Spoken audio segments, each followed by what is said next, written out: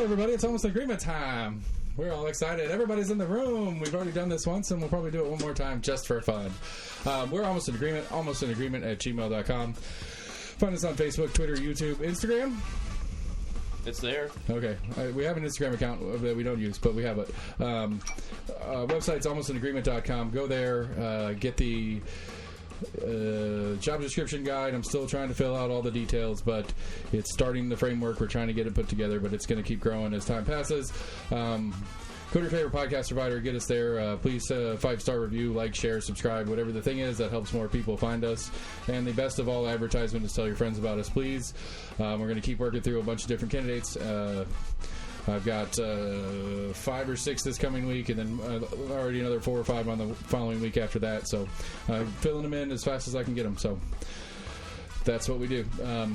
But anyway, we're all here, and I'm settling debts. So we'll have an argument about whether or not my debts are cleared, but I'm pretty sure they are. So we'll go from there. They're not. I think they are. I'm sticking with it. Anyway, almost agreement, everybody. Here we go. Okay, so which pick 'em bet. I lost the pick 'em bet. I bought my $50+ bottle of booze. AC won the pick 'em, even though we're not even at the Super Bowl yet, because it's mathematically Max and I were eliminated after this last weekend's games. That Kansas City Buffalo game may be the best football game ever to have played in the history of time. And then Tom Brady did actually retire, but kind of didn't. But then back 2 years ago or whatever, I bet that Brady. What was the bet? Was that the bet? What was the bet for the holster? I don't remember. Was it that? Was it if Tom Brady would his last year in New England, they went and lost the Super Bowl, right? Was it 2 years? So it wasn't last year. What did you? You've lost every year for 3 years in a row. Yeah, I don't remember what the bet was for the holster. But anyway, I bought him a fucking holster, and I made him a cardboard duct tape one, too, but he didn't like that one as much. So he got 2 holsters for the price of one. On that bet. Funny. Price of one? I got 1 holster for the price of 1. It'll work if you just got to... It won't work, actually. You try to put the fucking gun in it, and it wouldn't fucking go in. You got to break it in. It's like a good pair of shoes. Break it in. It's like a good solid pair of shoes. So anyway, my debts are paid. That's all I got to say about that. You should go to Almost an Agreement on Instagram. We have a very first post up. Oh yeah. I'll have to figure out. I got to link that to our Facebook page so that when I do stuff on our Facebook, it goes automatically to Instagram. That'll help get us some traction. You post that holster too? Yeah, man. Don't put the gun in it. I think Instagram takes those down. You're not allowed to show guns on Instagram. Is that a thing? I don't know. It might be. Put your hand in it. Well, I'm not going to get the gun then. Put your hand in it shaped like a gun. Yeah, that'll work. So I was trying to find the kids. The kids have a cap gun around here somewhere. I was trying to find that to put. Well, you can. It looks too much like a gun. Yeah. So anyway, I don't know what's new, fellas. I haven't had everybody in the room in a while. I don't know what to talk about. What's happening? I'm wondering about this. You said you're going to have these job requirements posted. Are we hiring for the show, like an intern or something? We're all in. I mean, obviously, we need a tech to run the sound system for us because I can't do it. Yeah. No, the job descriptions are what we are hiring as a community. That's what an election is supposed to be. Because you're running for trustee, we got to know what you're going to do when you take the job.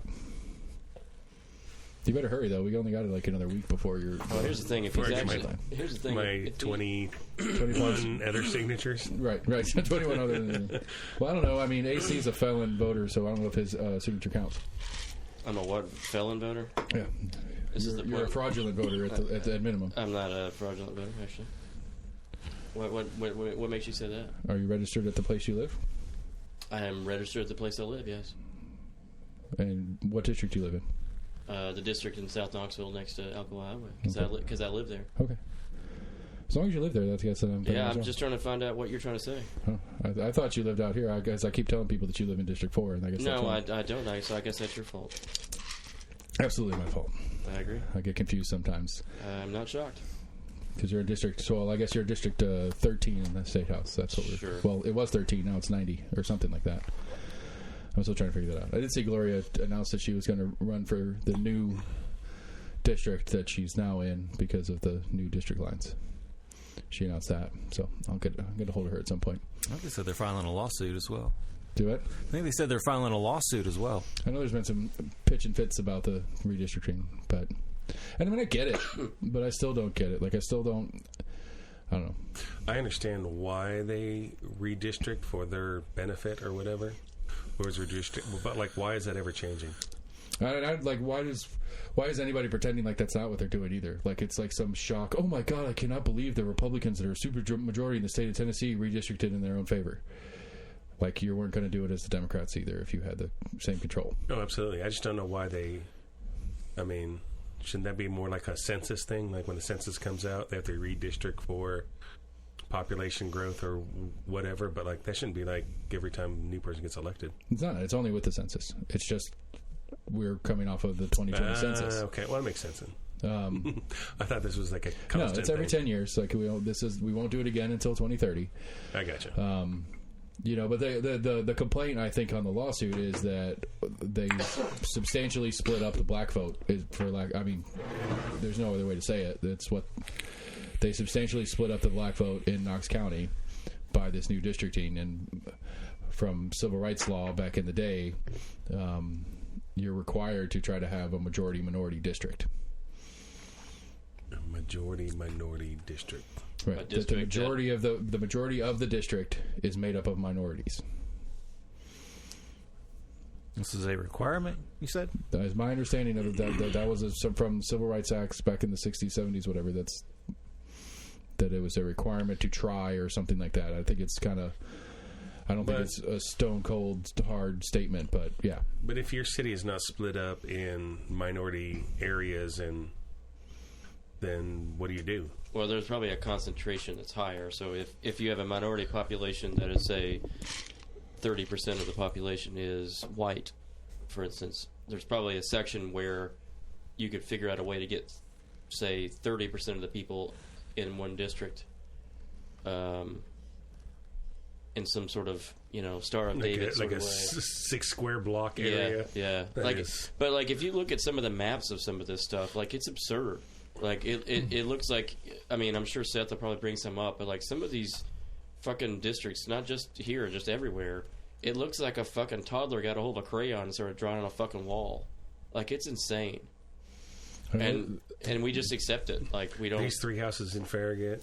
Yeah. These it the really 4 streets in South Knoxville. Yeah, man. It's insane. Like, it's a continuous section, but even... it may be a continuous section of, like, legitimately one road.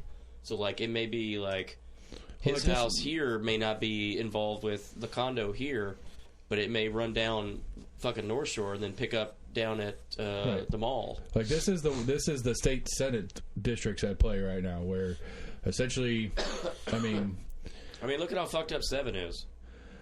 Right, and 5 is Anderson County plus this little chunk of Knox County that happens to go straight through the middle of Knox County, carve out a chunk of downtown 4th and Gill, Broadway corridor, and then come back up into Anderson County. Again, it's pretty obvious because, like, looking at this map, the green, pink, yellow, where they're the closest together is where the highest concentration of minorities are in Knox County. Like, it's clear as fucking day what's functionally happening. But, and I'm sure the numbers are available. One of the things I was thinking about, Knox County specific, I know it's different places. But I would think that if you redid this where, like, because essentially, as I understand it, it's like 190,000 or so residents is the state senate district. That's the number that they're supposed to each have. I understand. And so in Knox County, you would have 2 and a little bit, which is what we're looking at. If you drew a line halfway through Knox County and made that the 2 districts, and then, but just for function's sake, let's say it's a 250,000 person district. I don't know that either one of those districts is a blue district. Like, if you took the population mass of Knox County and divided it in half, like physically in half, I wouldn't think that's a blue district. I think that'd be 2 red districts. So if Anderson County... Bring up a map of Knoxville real quick, or Knox County. If I want to agree with you, but then I kind of want to meander my way into origami, the fucking Knox County. I think you're thinking, if I'm guessing where you're going with it, is that you're going to say... We need Knox County, not... Okay, you got it. I'm sorry. Right, the eastern half, like if we're going down, 441 there, and then down, Alcoa? So the red... If you just went down 75, to 441. I would kind of cut it in half. Right. But it still would be with right. That east half would have the Halls majority and of the Corrington minority and all that population. kind of stuff. But right, would also have Halls and Corrington and Mascot and Straw Plains, or at least chunks of Straw Plains and stuff. And so while the density is higher in the downtown section of it, I mean, I agree because, like, it can be done. It just doesn't have to be one straight line. It could be one line that goes like this, and then like this, and then like this, and then like that. If you just want to divide it up into halves. Right, but I'm saying by total population, which I don't know exactly what that looks like. I would think that if you were trying to do just an east-west half of Knox County or a north-south half of Knox County by population, you're going to end up splitting that downtown area in one way or another. That's on some level. I mean, I would say it's probably, realistically by population, it's probably a little bit west of downtown Knoxville would be where the west half would start. Here's a better question. Go back to the most recent election and just find out how many Republicans voted versus how many Democrats voted. I mean, just based on simple math, we're not going to be able to create a district where that's the case anyway. And so it doesn't really matter what sort of mental gymnastics you do to create two halves. It's not going to happen because the math's not there. You know what I mean? Right. I guess again. Okay. I mean, I think I follow what you're saying. I guess I get what I'm saying is if 70% of the voting public in Knox County are Republicans, then there's no way you could create a situation where you would have one of the two being blue anyway. Mathematically, it's impossible because if you cut the 70 in half, it's still 35. Right. Right, and then it's 15 and 15. Or even if it's 15 and 10 or 5% of Democrat and other. And right. I get what you're saying. Right. So it doesn't really matter whether you could divide it in half or not. We don't have enough blue people here for that to exist. Right, but I guess that's what I'm pushing back at with the, again, I'm not trying to excuse the gerrymandering part of the conversation. I was saying in Knox County, at least for us locally, I don't know how much realistically, and House seats are a little different, obviously, but at least for this Senate seat that we're talking about right now, I don't know how much realistically it would change if it was a more logical line versus this gerrymandered line that we're talking about. For Tennessee Senate? Right. Because I think Anderson County is obviously going to be red if Anderson County just stuck to itself, and then Knox County is divided in any way you want to divide Knox County in half. I think it's going to be a red and a red. So I think that's not changing now. I think some of the House districts, because they get a little bit, they're significantly smaller. Right. I think the House districts would be a big deal. Yeah. And I think the other way you could actually pick up Memphis and Nashville would be the only possibilities. I don't think Chattanooga, Knoxville, even if you consider Johnson City, I don't think that those are cities that would mathematically support that sort of thing. So, what are we looking at here? This is Knox County House. So 13, 14, 15, 16, 17, 18, 19, and 89, which is now going to be 13's dissolving and it's turning into 90 with some other stuff on it on the new map. But so is she? Where did we say that she's going? 90 is the new district she's going. And it's going to be a Republican mostly. I mean, I don't know. I haven't seen the map for the House ones. But 13's like 4th and Gill, North Knox, Broadway corridor into the near west side of downtown, and then a big chunk of South Knoxville, Alcoa Highway. Are those two light colored the same districts? No, it's 14 and 16. Why the fuck did they pick the same goddamn color? Because it's a Republican. I mean, there's 3 blues, but they're not blue people. I mean, 15's blue. McKenzie's a Democrat, but Carringer's a Republican, and Zachary's a Republican. And you can make the argument for that sure. 18 is. You bet. 18's somewhere in the middle. 18 runs as a Republican. Nobody's pulled a petition against him. Nobody's primarying him right now. Well, you keep talking about it, so somebody might. I mean, somebody. I'm surprised. I was assuming that the party was going to, since he's not a proper Republican. But Gina, who ran against him last time, is running for commission, and so we'll see what channels out of that. So where's 14 and 16? What colors are those? 14's the blue in the bottom left corner. 16's the blue in the top middle. Okay. And those are both Democrats? No, the color coding has nothing to do with anything. No, but you said Zachary and... Zachary is not. Zachary is super Republican. but McKinsey is definitely Democrat. McKinsey's Democrat, so that's 15. Where's 15? 15 Dark is blue? downtown southeast, downtown not south. And Carringer is a Republican, and she's north. Like, Carringer is your rep, I think. You might be in That's 19. right. You might be in 19, I'm not sure. What's 19, the red? No, 19's the green. Like, east... I think not he's. green. I think he's in 19 actually. Yeah, I think so, too, because I think this is... That's 75. This is Maynardville Highway or whatever right here. Yeah. 75, so... Yeah, I'm guessing... Well, I don't know. No. 441.33... Watch Pike.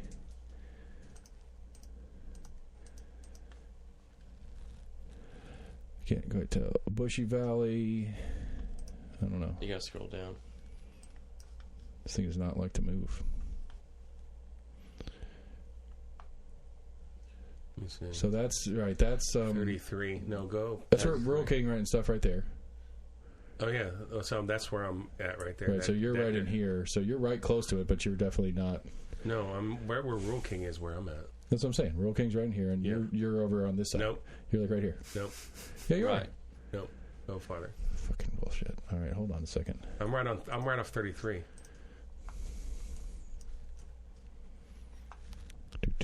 You should be right. Why won't you fucking drag? It's a pain in the dick. You're right in this neighborhood right here. Yeah, I'm over there. Yeah, that's where I fucking said. No, Jeez, fucking bullshit. you're over by Walmart. Is that Walmart still there? It is Yeah. a new one. Is it really? Right behind it.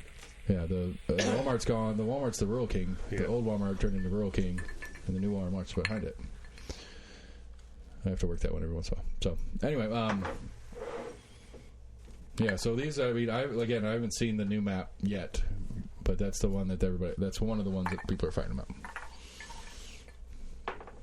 Because essentially, from what I remember of the conversation about it, is they squeezed like 15 and 13 kind of together, and so basically a bunch of it turns into the McKinsey's district. And then I think the lower half, the south half, goes somewhere else that's a more red section, and so they squeezed it out of existence. But I don't know. I'll have to wait and see the new one. Oh, this is the old one? Right, this is current, but it'll change before election dates. It has to be in pretty soon. I don't know exactly when it'll clear. They're already talking about it in the House. Right. But it has to be cleared in time for their petition pickup, which I think their petition pickup, state level races pickup starts in February, so they've got to have it done pretty quick. Because, Gloria can't, pull a petition and run for a seat and then it doesn't exist halfway through the process. They've already released the maps.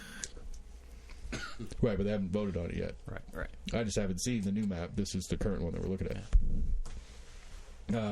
Trying to get Lamar Alexander on. Talk to some people. I was about ready to ask that. What does talking to some people sound? What does that mean? I made some phone calls with some people that might have access. Okay. I emailed through his senator website's still up and live. Yep. And it has an email, and I emailed through there. And it's like, as soon as I hit send on it, I was like, this is his, I am the senator, which he is not anymore, website. I don't know who or what would check it. So I made a couple phone calls to some party people that I've met through the time to see if they know somebody to get hold of. So there's a state level party person that was one of his executive or legislative assistants when he was a senator, who holds some seat in the state GOP. Essentially, the long story short is that if she calls, he answers the phone, where anybody else calling, even party people, he may not answer the phone. For her report. Right. Well, per the report of the person who's calling her for me. But yeah. Gotcha. So I'm gonna try. And I could see different ways that, like we talked about it. I guess I'll put the story out so we can talk about it. You drew the story, so I just want to make sure it's clear to everybody. Oh, that's right. I forgot it came from the one and only Crocs Todd. I don't know who that is. Our friend Todd Fromeyer. He was running for district. Crocs Todd? Crocs Todd, yeah. He wears Crocs? He had some sweet rainbow Crocs when he came in here. Oh, okay. But he's not gay. Why would that be a thing? I don't know. I mean, you don't know. Why would that be a thing? No, I'm just saying, I don't care if he is. It's not my No, thing. that's not what I'm saying. I'm just saying, why was that a thing to be said? Just curious. Because there was some. I mean, somebody asked if What? assumed that he was. That's what I was thinking. It was asked if he was or wasn't, and I was just saying he's not. Not currently. I don't know what you're fucking talking about, dude. That wasn't even a damn English fucking sentence. Oh, can't get to the site. That's weird. It was asked if he was gay or not, and I'm just answering that question again. The story won't open for some reason, but Tennessee Lookout, and I've heard so. Compass reported on it. It was in the Compass today. Oh, that was a shot at you. Good job. Isn't this the agency you occasionally praise? Ha! I like the shot there. Yeah. Good for him. Well, who is this cat? Todd Fromeyer, he ran for District 4 County Commission in the first year. He was in year here with us. You were doing stuff. Yeah, he came in and did a show. And then... Does he listen to this? Yeah. Does he? Okay. Yeah. Thanks, Todd. Appreciate it. All right. Who is this cat? Currently, he moved to Hamlin County, and he is the chair of the Hamlin County Democratic Party, and he is running for... There's a Democratic Party in Hamlin County? Yeah. Wow. I mean, there is now. there might not have been one before we got there. Started it. I would love to have met this guy. Fuck. You have met this guy. Yeah. I met this guy? Yeah. Yes, he was. He and I did a show. What was it? You and him did a show? You were here too? And then we kicked him out to do the normal show. Like, we did an interview show with him, and then... I wasn't here for that. You were. You weren't here for the interview part, but you were here for the normal show following it. Yes. Because we kicked him out because he was in your chair. Anyway, Todd tagged me with this story from the bipartisan bill that's going to strip the TWRA's ability to raise their own funds through the sale of timber on state property. Yeah, the crazy thing about that, when you read the I don't know how to say it. The nice lady in Nashville that's a Democrat. What's her name? The nice lady in Nashville that's a Democrat? I don't know. That's probably the nicest way I can put her because I'm pissed off at her. And then the Republican in Oak Ridge that put that bill up for it. And it's like, in that article, which you can't get up going. Yeah, I don't know why it's not open. Just Google it. You know, it states like it runs different than all the other state-run agencies, but they need to fall in line with all the state-run agencies. All the ones that bleed our tax dollars. Thanks, sir. And now they want to put all the money that they make to go into the general fund.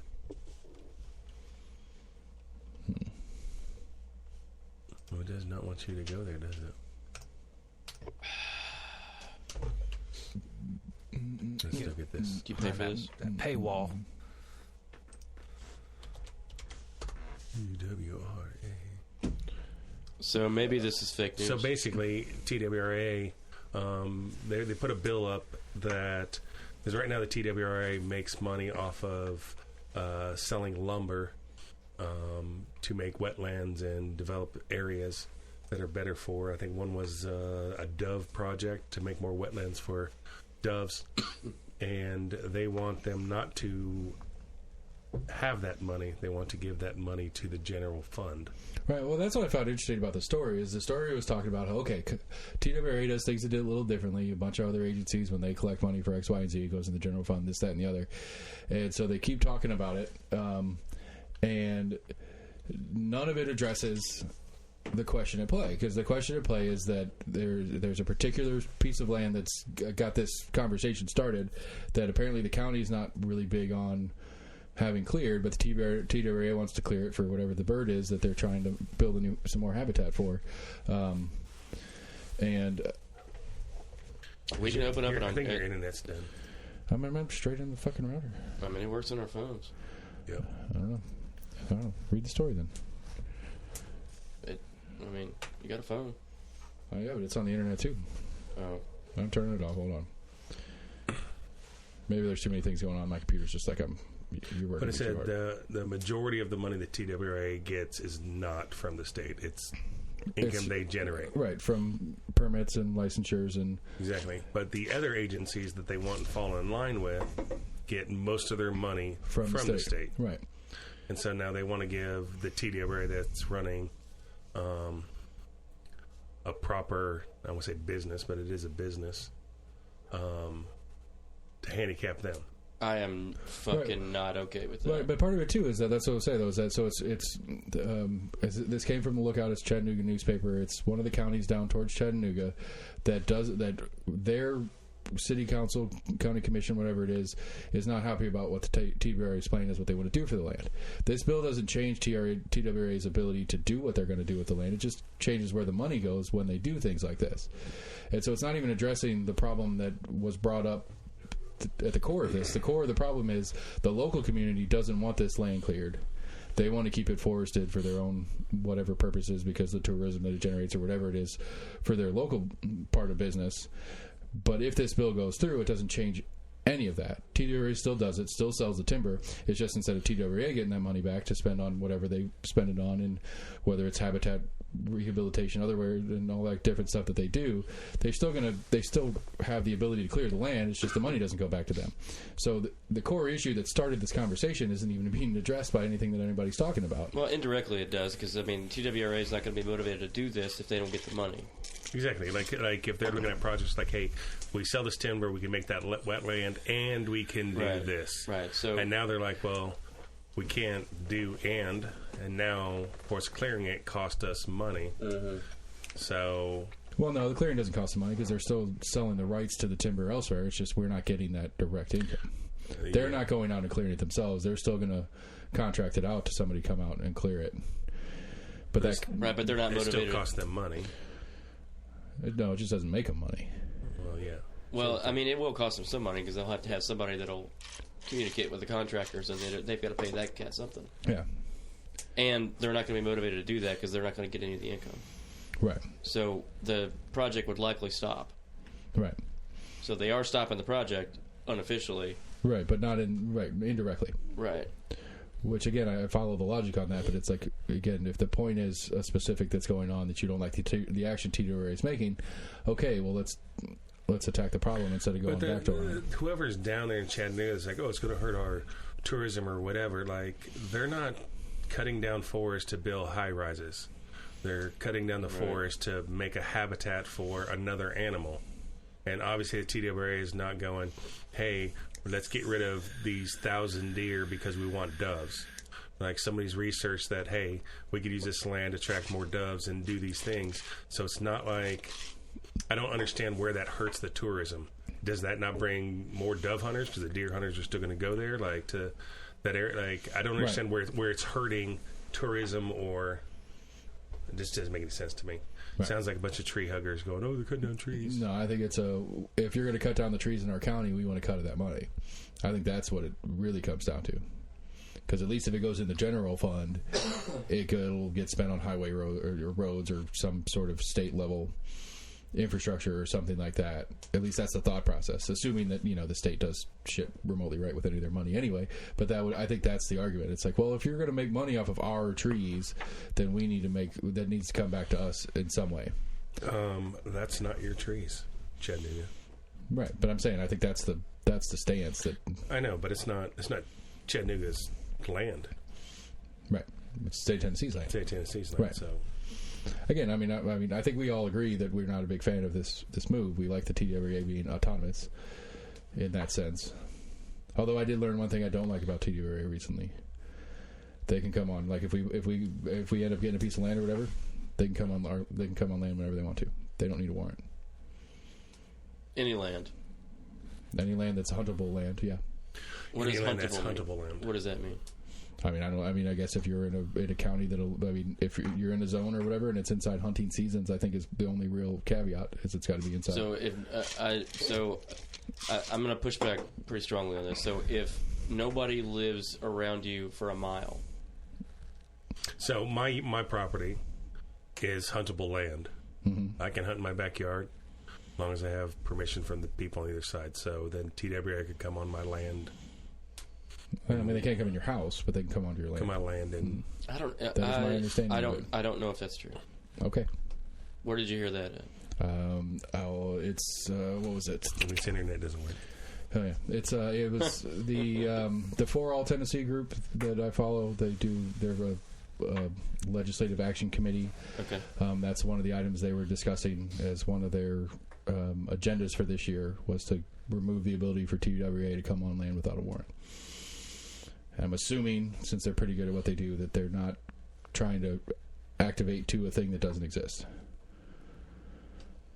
They're trying to... Your internet doesn't work. I don't know. I mean, it's not being friendly right now. I'm just trying to think of... I don't think there's that many TWRA officers That would do that. where this has been an issue of I don't know anyone randomly that's going on to TWRA people's was on my land. I'm sure they've got plenty of things to do unless they have a report of like, hey, I think there's some people committing, the wanton waste. I mean, the proper. Like if there's somebody out there that has 1,000 acres and they're just going, balls to the wall, killing everything on their property, and TWRA wants to go on their land, I think because it pertains to hunting, they should be able to go on that land. Right, but if they have reasonable suspicion, they should be able to get a warrant for it. So it shouldn't be a hard warrant to get, to be like, hey, we've had reports of these people killing everything and all sorts of things on their land. We see evidence of whatever coming out of their property that... There were 412 deer laying next to the mailbox. Right. I'm just saying, like, that should be... I would assume that there's... It's not necessarily a high bar for... You could get a warrant. It shouldn't be that complicated. Right. Yeah, I have never heard that before. But I don't know how hard it is to get a warrant. On TV, they just wake up the judge and knock on his house. And be like, hey, Judge Millsap. Dun, dun, dun. Ding, ding, ding, we need a ding, warrant. ding. All right, let me sign it real quick. That's not it. Keep going.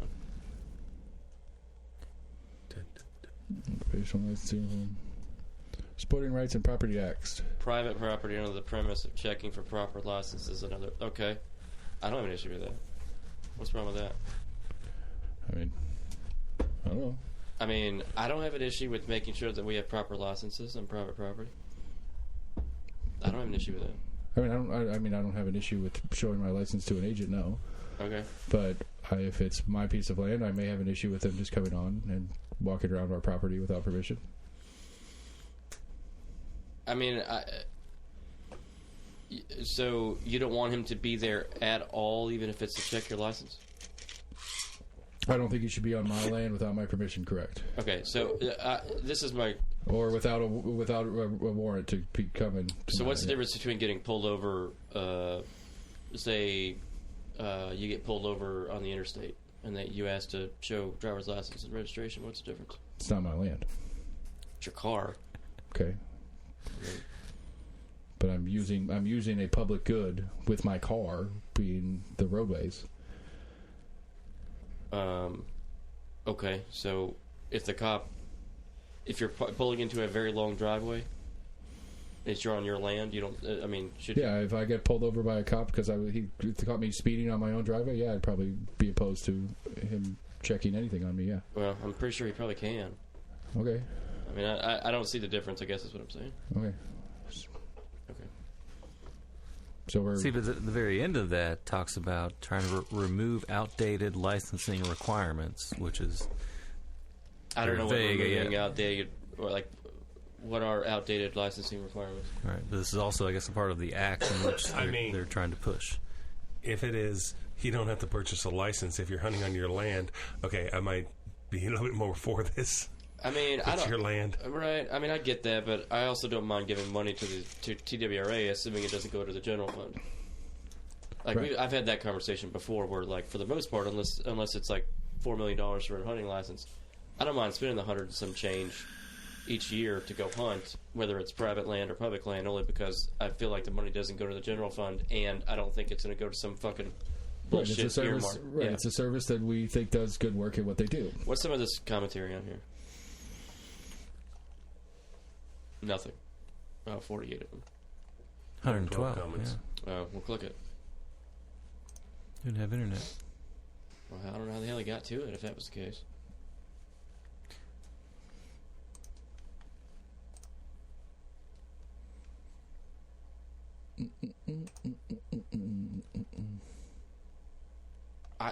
So this Corey Phelps cat, I have never felt that way from TWRA. Anytime I've had a conversation with them, they've been nothing but cordial. Offends the Constitution. What? You know what I mean? Like, I don't know who this Corey Feld's cat is, but you know, I that's not been my experience. Right. I mean, I acknowledge that. I mean, like we were checking. I think you and I actually were checking in Susan at Waverly, and there was a TWRA guy there, and he just waved at us. Yeah. Like, he didn't say a fucking word to us. Nope. Wildlife is held in trust of the people, not privately held livestock. I mean, to a certain extent, I kind of agree with this, whoever this cat is, but I don't know. I mean, No, that guy's defending your point. yeah, that's what I mean. You know, I don't have an issue. I have consistently said I don't have an issue with TWRA. I don't feel like that they overstep bounds or have us purchase stuff that, you know, is unnecessary. Like, I just don't feel that way. Okay. Again, I don't generally have an issue with most of what TWRA is, but I in the conversation of trying to buy land and stuff like that, that goes on that kind of list of things. It's like, I'm not really okay with that. I see that, and I'm just wondering how often TWRA goes on private land. I'd really want to know how often that is. Right, like, but you know what I mean? again, Like, to me, I think if they did it 10 times last year, then this is not even a conversation Right. to have. Right. and it's just a weird old law in the books that for whatever reason, somebody that's a member of the actual group was one of the 10 and wanted to make a big stink out of it. But again, I think to me, on the base philosophicals of it, I'm in general, I don't want the state coming on my land without my permission.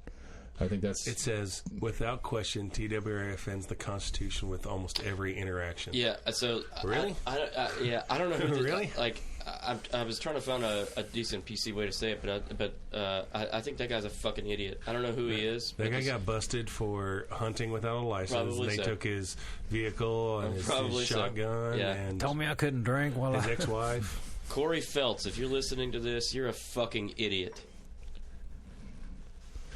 Do we wanna go to- We just lost a... Well, I don't care. I'm happy to discuss this conversation with you, but that post is fucking stupid, bro. The post is stupid, or one individual's comment on that post is stupid? His particular post? Okay. Oh, so you're talking to him. I thought you were talking to me. I was looking the other way. I'm sorry. I didn't realize you were speaking to the audience. Quit taking it so personally. He's drunk, so it's gonna get worse. This is his second thing of rum, so it's all down here from down. I mean, you poured the first one, so I've had like a quarter and plus one, the one that I poured myself. There was more than a quarter in there. I didn't count your pour. I didn't do your pour count, but Anyway, I was just trying to continue on the TWRA sub story. I mean, we can keep talking about it if you want. I just, How do you have so much Susan left in your freezer? I haven't been cooking that much. Done a couple of meals. Oh yeah, speaking of which, you son of a bitch, you're supposed to give me a taco. I know. Fuck. The timing got all sorts of screwy all over that whole afternoon. So Did you just have to throw the desk away? no, but you still owe my kid $20. That's unfortunate. It's in the car. Okay. I made Sloppy Joe venison the other day. Mm-hmm. I think it was really good. And Austin was like, "You ever thought about making Sloppy Joe venison?" And I was like, he's over at Yesterday. my house, and I go, "Yeah, do you want some?" And I gave him a bag, and today he's like, "Man, this is the best Sloppy Joe I've ever had." I'm like, Jesus. Yeah, we did tacos with some of the ground I wouldn't know. this last week, and it was pretty delicious. I was told that I could have some if I I had helped some you. leftovers. We were going to warm up some leftovers and make a big old thing of nachos. I had some for nachos for lunch today, actually. I'm sure you did. I did not. Hey, Sam, will you hand me one of those ranch waters up there? Oh, that's good. Up here? Yeah. No. Really? They're all right. I mean, it's like I always put it as a. Is there not one up there? Give me one of those Bravaris or whatever. Then So you've had I'm feeling sensitive. Ravazzi. you've had 6 shots of rum. Yeah, and I'm now going into a Bravazzi Italian hard soda. God, Grapefruit. what happened to my friend? I don't know. He quit drinking Miller Lights. That's how, well, it was actually High Life back in the day, and I can't. If I smell a High Life, I get heartburn now. At least you're not drinking wine. And I mean, for your guys' sake, I'm trying to chill out on the beer. We appreciate that. I know. We're not the RV with you. That's true. So here's a topic. It's going to last for about 2 minutes. That's fine. But so we went to try to find some hog land today. Did you hear about this already? A little bit, but go ahead. Off air. It's just unfortunate that fucking there's a ranger station that closes before, like, well before the time they were supposed to close. Like, yeah, we weren't mad that the ranger station that were closed. We weren't mad at the ranger station that was open that had no idea we were in the wrong county. We were in the wrong time zone, actually. Yeah. You're like, we're in Central Time? Holy shit. Where did we drive to? But, yeah, it pissed us off that the one that was supposed to be open closed 45 minutes early. Yep. But there was a radio going in the background. And 3 cars with no snow on it. So there's somebody running around in the woods there somewhere. Or at the house there that Right. they lit in the ranger station. So no real good intel. No, we didn't get any intel. Yeah. Should ask the guy that was plowing. I'm looking forward to getting up to Sunquist, Royal Blue, and go elk shed hunting. Well, there was 15 hillbillies dressed in camouflage around a fire. And I was like, stop here. Let me go talk to these guys. He was like, I was like, I don't feel comfortable doing He's like, that. no, I'm not stopping. But, I mean, they had... Are you serious? I'm like, yeah, I'm serious. I'll go talk to these guys. I was like, I don't know. You were carrying. What do you care? What's the worst I know, that it was could in the trunk. Yeah, it was in the trunk. And, I don't know. You didn't have a pistol on you? I didn't. I just grabbed 2 rifles and... my fault. If I would have got you the holster sooner, you would have had your revolver with you. Yeah, he had it. But that'd been fucking great. Yeah, I walk up to the fucking campsite with 15 fucking rednecks in camo, and I've got a fucking duct tape, six-shooter. a plaid fucking 6-shooter holster. It's a pink polka dot. Jesus Come on now. Christ. I get out of the car and get the AR out and put the magazine in, and then start walking up to them. Hey guys, I got a question. I know Seth would be asking why I didn't carry to go and talk to you guys, so I figure I should bring this along with me. Yeah, I just figured there were too fucking many of them, but they had to have been hunting, though. I mean, there's no other reason for it. I mean, there was snow everywhere, and some of these guys had, like, regular tents. Like, yeah. And they had to be cold as shit, and there was, like, 15 of them sitting around a fire, like, hanging out. Mm-hmm. Yeah, last time would have been a rough night to be out in a tent. Yeah. Well, they do it up in Wyoming all the time. Yeah. When they're elk hunting. Not saying I wouldn't do it. Just saying it would have been a rough night last night. I mean, I don't know. When Sam and I were up at, what was that, Catoosa? Yeah. And we camped out up in Catoosa. It got pretty fucking cold that night. Like 40. No, it was sub freezing overnight. Oh, God, it had been 39. Sure. Yeah, right, because freezing's 40 flat. You're awfully sensitive today. I am sensitive. I'm always sensitive. That's true. So we got no intel. We got nothing to go on any attempts to go back. No. We'll have to go up there again. And no land conversation either. Didn't get to go see the Buffalo Road one. That was the only one that really looked logical to me. the 2 she sent that were, like, in that area, that one was, like, if you looked at it on the map, because we had the real address, we can go on Onyx, it was on the side of a mountain. Was it? Yeah, and so I was like, Because one of them was like 200. It was like 180 acres. I didn't see that The second one was the Buffalo Road one was like the smaller one at like 80, and then the other one was like 180. Now the other ones that are more towards like Tazewell and Granger County and all those that you sent, I liked a lot of those, and a lot of those had, nice flat areas and then forest. Yeah, okay. So this just transitions to a broader conversation, but the same kind of deal. It's in the world at large right now is that the position of trying to do this right now, regardless of our personal credit issues and stuff like that, but right now we're in this little window because the Fed has already announced that rates are going up. So the Fed rates are going to start rising. So there's kind of a pro and con at play right now. It's like we can get it now. If we can get, the sooner we can get it, the less interest we're going to pay on it long term. But if rates go up, prices may come down. And so if we wait and let the rates go up and let these people be stuck with their land for a little bit longer, more desperate to get rid of them, we might be able to get down and get off of... That's 2 months.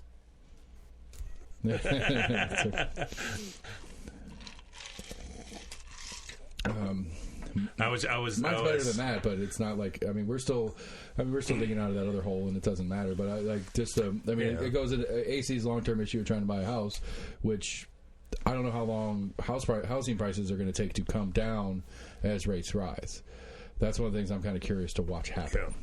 Yeah. Because Knox County is still getting flooded with new people. It's the housing markets. I don't know, when's the last time you saw a house that you might actually think about making an offer on that didn't have an offer already on it before you got home?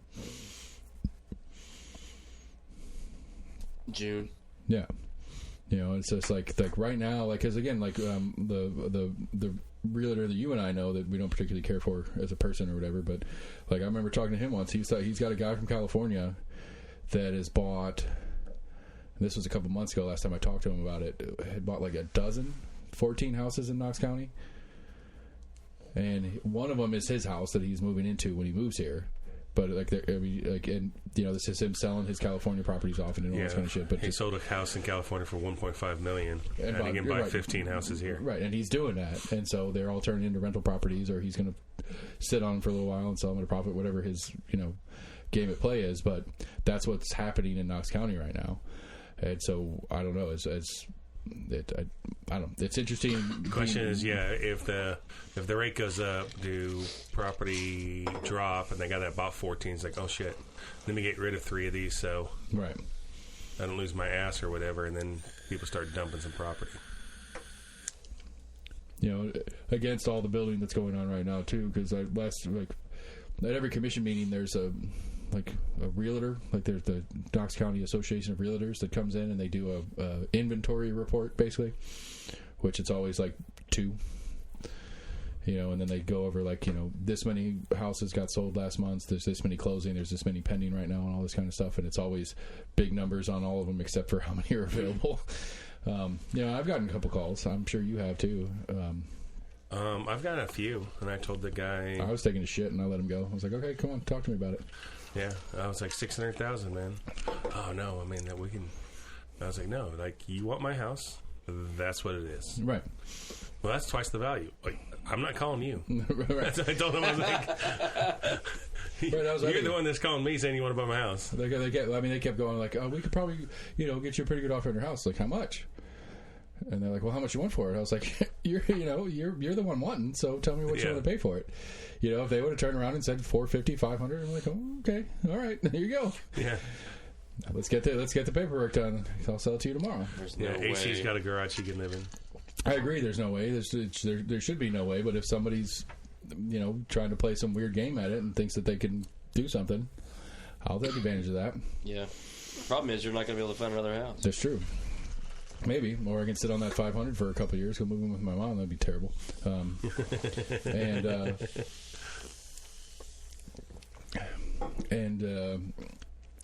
Let the market catch up, and then buy a significantly larger house for 500 and come out a little bit ahead. It's such a terrible market right now. It's just fucking terrible. So here's the question. If we're going to pretend to bring it back into sort of politics governance thing, what responsibility does the government have in this conversation? Which one? In the housing market, in keeping housing affordable, or whatever you want to call it. What is their job in this conversation? I never said they had a job in this conversation. I didn't say you did. I said it's something to talk about. A job that they have.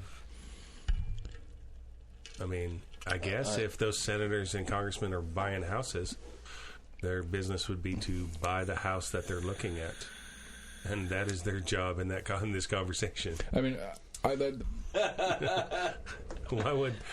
the senators and congressmen You're trying to bait me into a conversation. Have anything to do with people buying houses? Yeah. Yes, I'm trying to bait us all into a conversation. That's kind of what I thought we were trying to do here in general. No, okay. Do you feel like that the government should have a role in this?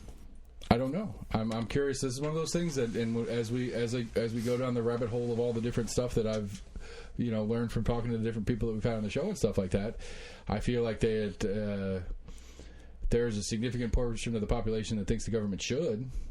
Yeah, but what does that look like, though? The people that say that it should, what do they actually feel like the government should do?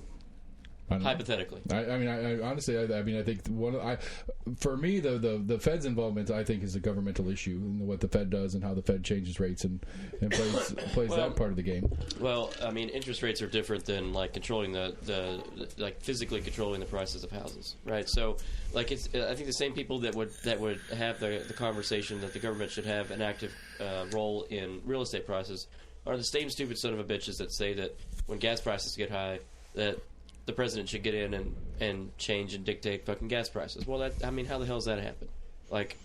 you have mutual funds that have barrels of oil potentially involved in that. So what are you going to do? You're going to tell the people that own those companies, hey, by the way, you can't fucking sell it at that cost, and then your retirement is taking a hit from that? Right. Like, that's ridiculous. I don't understand how they have any involvement in any of it backed by whatever, or, you know, like, why is that even a thing? I mean, can someone explain that to me? Why? What is the whatever you just said? Well, you know, like your money's backed, or why is the government even involved at all? Well, they should, I think, is it like banks where, you know, your money's backed Yes. by the FDIC or whatever? yes. Is that right? So I think that should happen. So I don't think you should be able to invest in those sorts of things like banks without having. Otherwise, you and I could, the four of us could start a fucking bank, take a bunch of money, file bankruptcy, and then take over as cash. Right. So, but the like, FDIC is more protecting. The FDIC is supposed to protect you from a bank failure, not Right. the bank from failing itself. The Fed, the actual Fed will protect banks, and then some great government policy stuff will protect banks. Well, no, I understand that because you have money in that bank, and if they go belly up, you're out money. But how do they protect the home that you buying or own, or How do the banks, or how does the government? how's the government like? Generally, they don't. So how are they? Why are they involved in house purchasing whatsoever? What do you mean? Like, I mean, the big way they're involved in it is locally, at least, it's land use by, you know, changing the zoning from, you know, a house every acre to 5 houses per acre or whatever.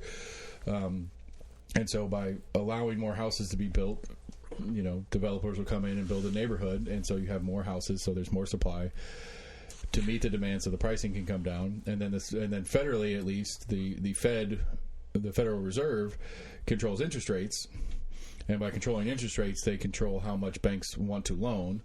And the lower the interest rate from the Fed, the more the banks want to loan, because the more money they make off of loans, because they borrow $1 million from the Fed at 0.001% interest, loan it to a dozen people at 3 to 5% interest, and every dollar that comes back is, you know, money for them. Especially on top of that, the Fed sets rules on how much banks have to actually have. This is the one that drives me fucking crazy. Like, a bank can loan you $1 million and only have $600,000 in assets. Yeah, I'm not going back to like personal loans. I'm going back to like when the government came out and said, oh, you can't loan on stated income anymore because the banks were loaning people money, and then those people were not paying back the money or going into bankruptcy. And right, they didn't have the money to afford the loan that they were given. Yeah, but that's the bank's fault. That's the bank's fault. Right. How is that on? How like protecting? So, is the government in the business to protect stupid people? If the business of the stupid people run is big enough, yes. They're not there. I mean, because those kind of moves aren't protecting. No. Let me just stop this conversation just real quick and just correct something. It's not that the big enough company is stupid.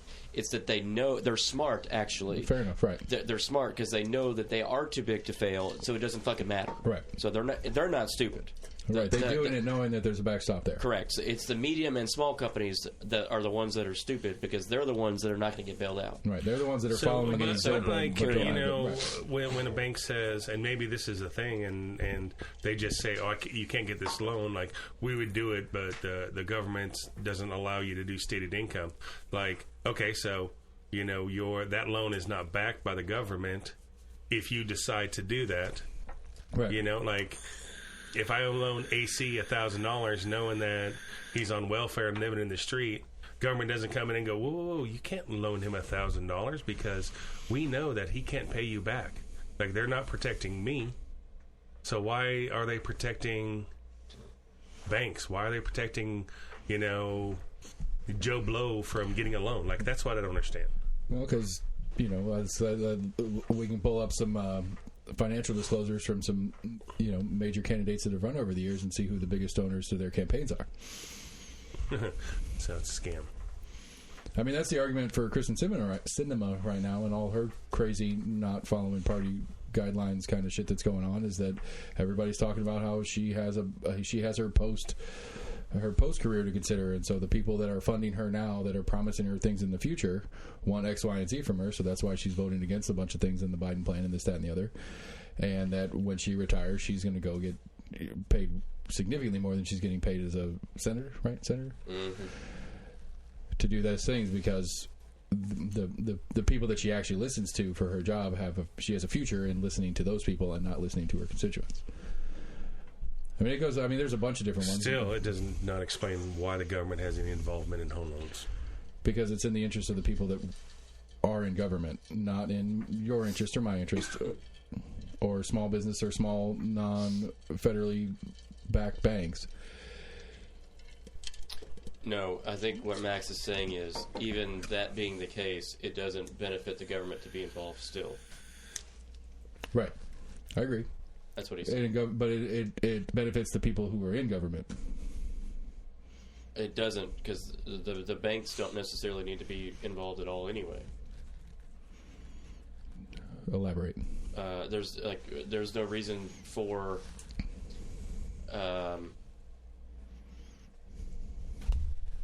you're saying as a protective mechanism, the banks are preemptively trying to make sure that the government backs them, even though they don't typically foreclose that amount anyway. Is that what you're saying? Right. I mean, it's an investment by the. That's what you're saying. Right. The big banks are investing in government officials to help to protect their bottom line long term. Well, so I guess my response to that would be, then, if that's the case, and at a state level, I'd want to know how many loans are utilize this government-backed system, because if that amount isn't as high as the amount of money that you're paying the politician, then in a cost-benefit scenario, you're losing money. Correct. So I would, I don't know how much she's getting or how much she would be promised, but I'm assuming it would be six figures. For sure. So, if not seven. And so, if that's the case, how many loans are foreclosed on in a 5-year period? Right. There's got to be data on that. Sure.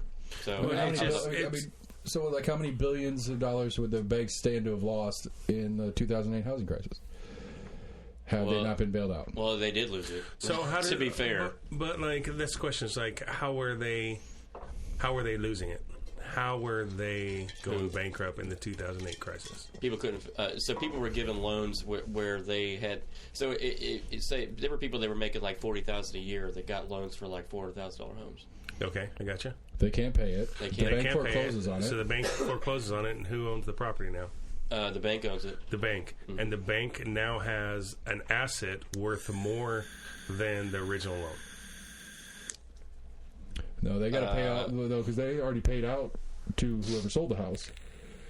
Exactly. Now they have an asset worth more than the original loan. Right. But banks aren't in the real estate industry. Banks are in the money industry. Well, no, you're in the fucking real estate industry when you're loaning money. Like, the bank that has my mortgage is in the real estate business.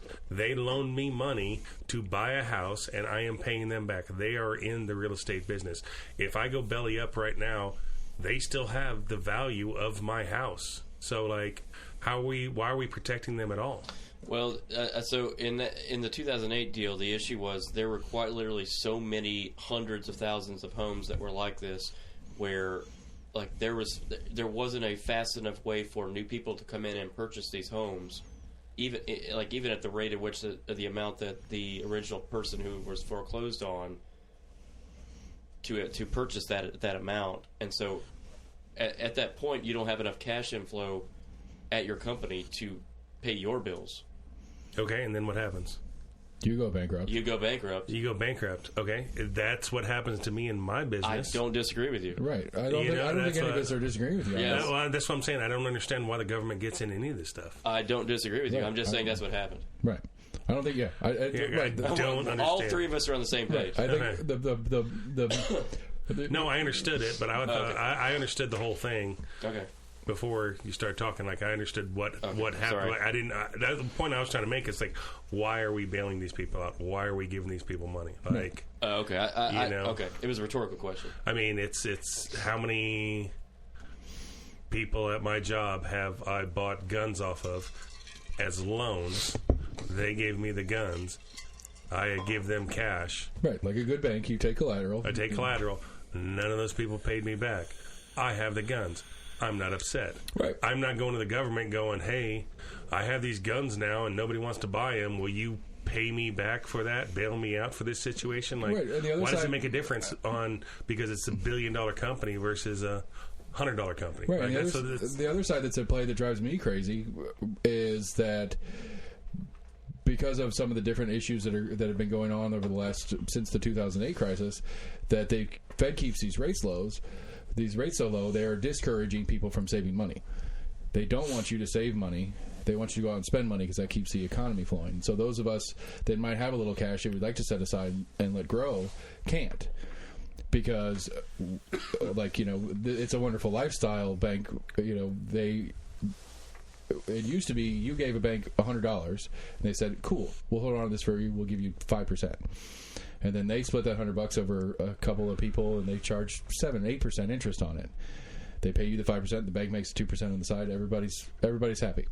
So right? the $48,000 or $48 we made last year, right? That's what I'm saying. $100,000 in the account, right? Like what the hell? Because if you're a bank, you can borrow from the Fed at near 0%.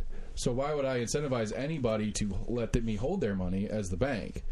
Because I can just get it for near free from the Fed. So your money's no good to me. I don't want to hold your money. I don't care about your money. Yeah. I get it for free from the Fed. And on top of that, I only have to have 60 or 70% of what I actually loan out in actual cash.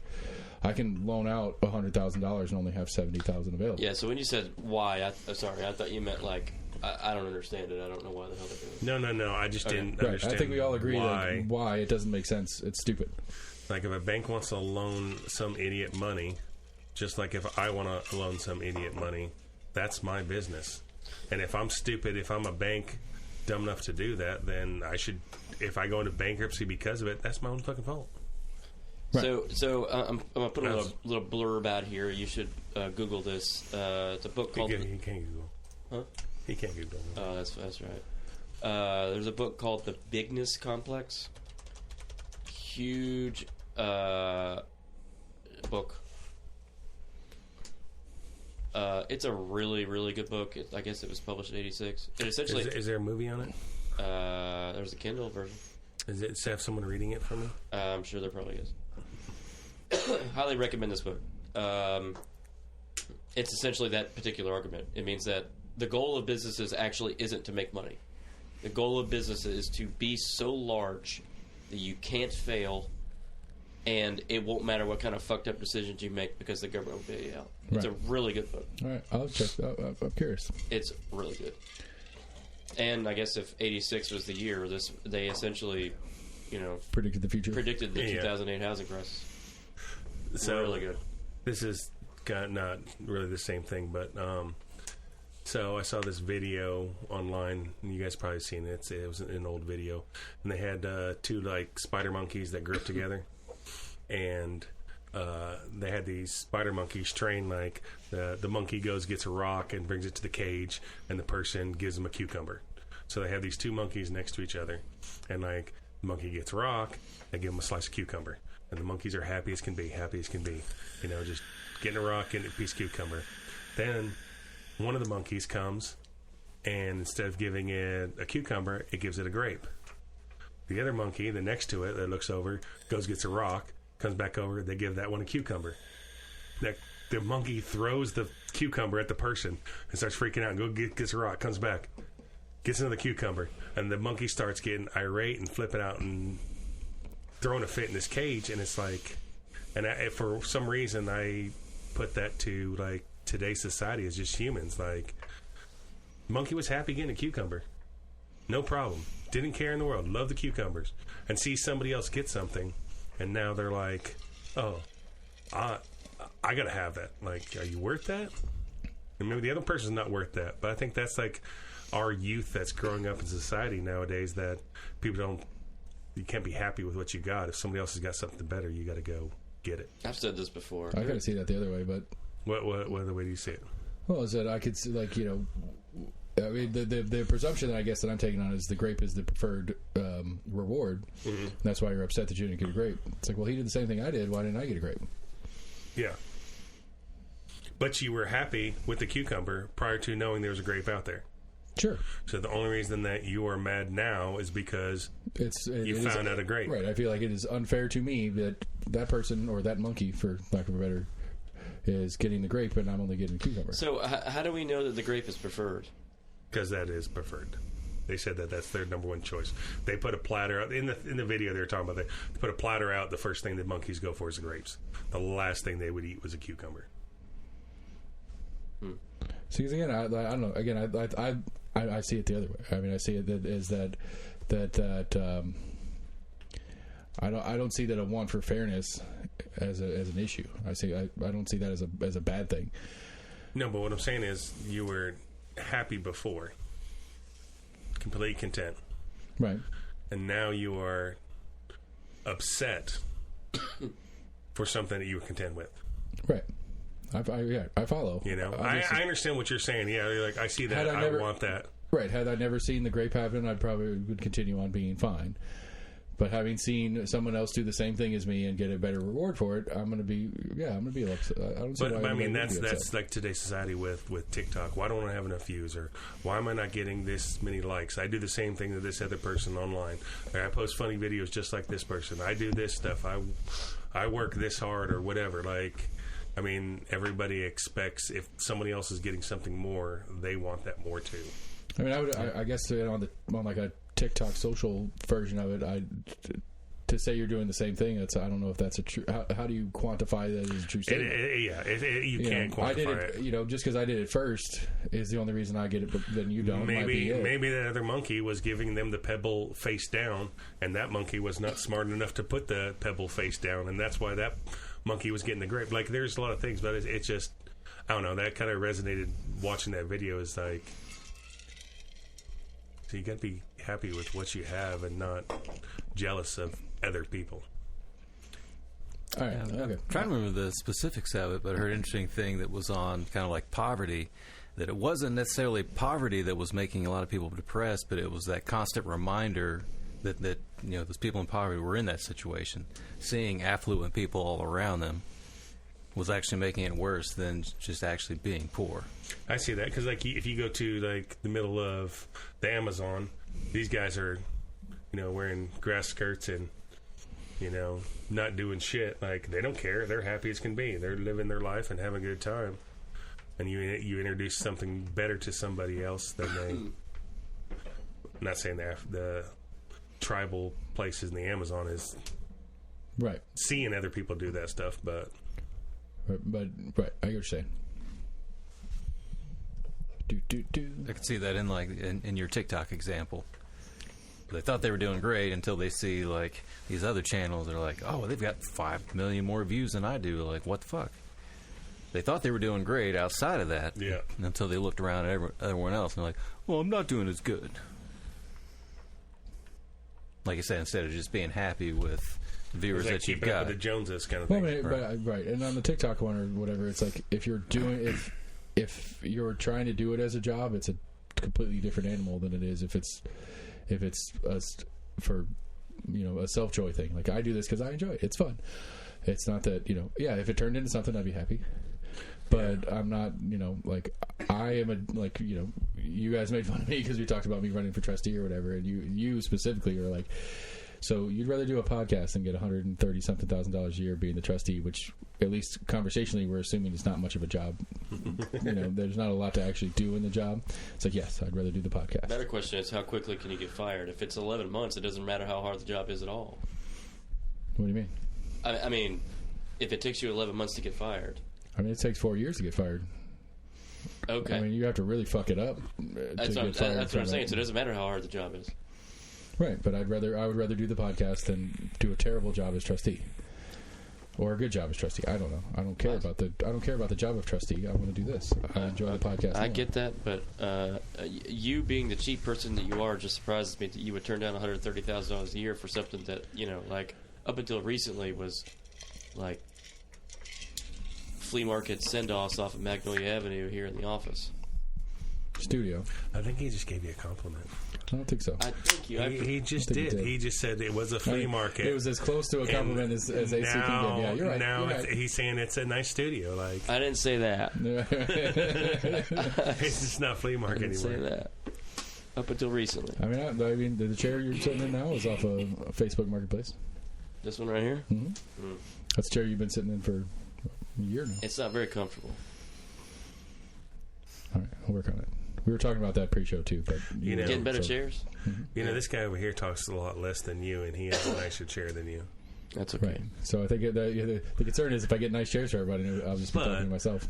As much as Sam is actually on the podcast, he probably talks more than you combined. He has more words. He has more real airtime than you two Airtime, combined. yes. Yeah. Interesting. But yeah, I mean, I don't know. I truly enjoy doing these shows. I truly enjoy having guests in here and talking to different people running for office or in office or whatever like that.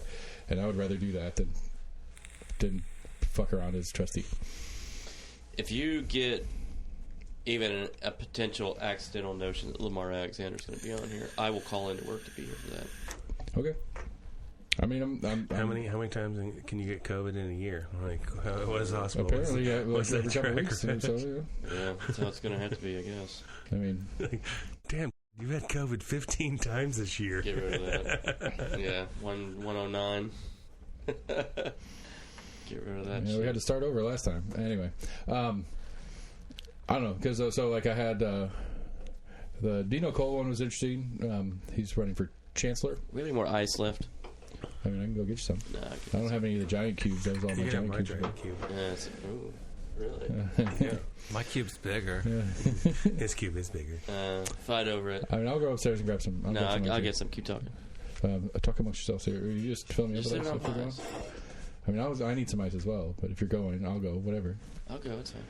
All right. So I got to get an ice maker for the studio now too. Yeah. Well, can you get the fucking chairs first? Well, you have a freezer. All you need is ice trays. You don't need an ice maker. Yeah, they're like 99s.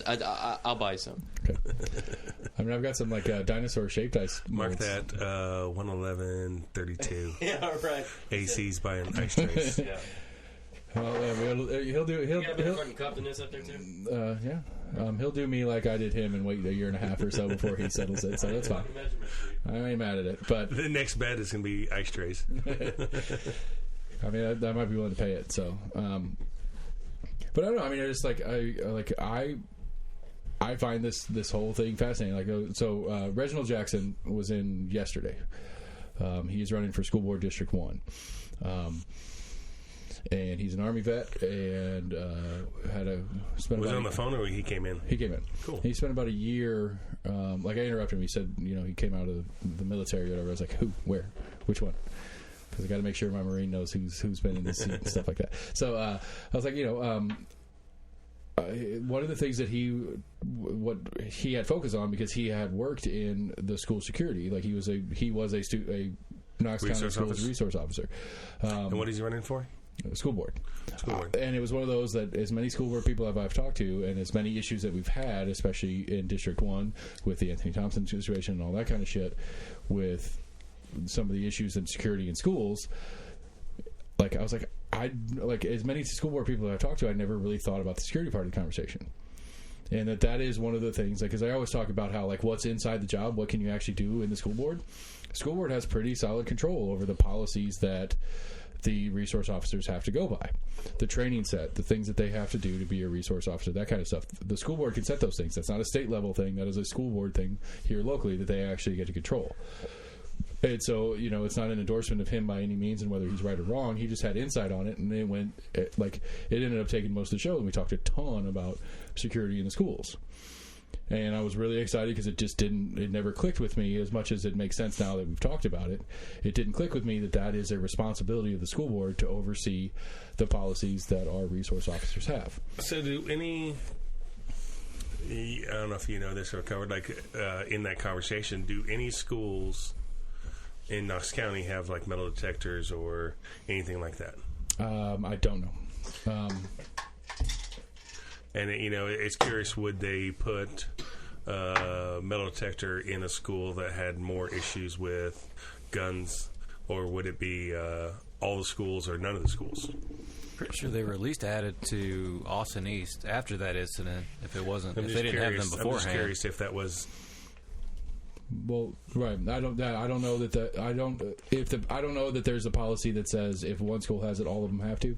I don't even know if there's any that have it. You're saying that Austin East has it? I thought they added it at least right after that incident, or if not, it talks about having it beforehand. But he brought up something that's really cool that I didn't know that existed, and it's I can't remember. It's got some kind of catchy name or whatever, but it's essentially it's a vets to teachers program. Like, it is supposed to be like you come out of the military, and it's a program where they help pay for some schooling and stuff like that. That's like in addition to GI Bill and stuff like that, to get, if you come out and you, especially in the trades portion of things, because you get like mechanics out of the Army and stuff like that because you were a Humvee mechanic or whatever, that there's a program like specifically that's like helps offset some of the costs of the teacher, helps maybe not offset some of the costs, but you can put them at that base starting salary, but they'll offset some of the other costs of this person coming to your school district through this vets to teachers program. And I was like, that's a really cool program. I didn't know that existed. I don't know. I've never heard of it. Yeah, and so essentially it's just one of those, you as you come out of the military, and it's an option, and you can go in and start doing some kind of assistance or training programs inside the schools, and then get some of your education stuff covered, and it helps with costs and stuff like that for both the school district, because it helps. It actually, I think he said that it offsets some of what the school districts would pay your salary, because basically you're not at a level of being a teacher or whatever, and so you don't have to pay them the full salary. You can pay them a portion salary, and this program will cover the difference. So you can get them in, get them some time teaching, but also they can start working on their education and stuff like that. It's like, that's a really cool program. Yeah, and whoever wants to be a teacher, I mean, that's how I would say hats off to you, because like that, to me, that's the worst job ever. Like, I think I'd rather wipe butts at a hospital than be a teacher. I was an ed major for a little while. Yeah, that was a poor life choice. Jeez, I don't like. I mean, people that do that, like, I remind myself daily of like, yep, that was a great move getting out of the education program. I mean, sometimes it's hard to like your own kids. To have to like 30 other kids. Yes, exactly. I know AC's got a little baby that's right. He'll figure it out eventually. Don't gorgeous don't ruin and it for him. beautiful, and you love on all the time. But they become teenagers eventually. Yeah, I'm not even there yet, and I'm already teetering. I'm already teetering on that. I don't like you sometimes. Yeah. And this stupid TikTok, kids could try to be smartasses because they think it's funny. I can't count the number of times the eldest comes to me. He's like, I saw this thing on YouTube, and it's just random whatever, and it's like, that's not correct. But he's so excited to tell the story that it doesn't matter anymore. Did you know dinosaurs were around with people like as early as the 1920s? You're like, what have you been watching? Absolutely. But those videos are okay. They don't get taken off the platform. No. Oh, you have an agenda. Damn agendas. Trying to think of what else I had in her recently. Kim Frazier, she's running for this race is a she on Frazier. I don't know. We love your style. Yes. This episode not brought to you by. That race runs interesting because it's Devin Driscoll and Vivian Scheib are both running. It's a at-large seat, so we all get to vote for them. At least the two Republicans in the race, Driscoll and Frazier, are. Driscoll is more of the developer-friendly. I thought it was not non. No, there's nothing. There's nothing in this current that is nonpartisan. School board's partisan now.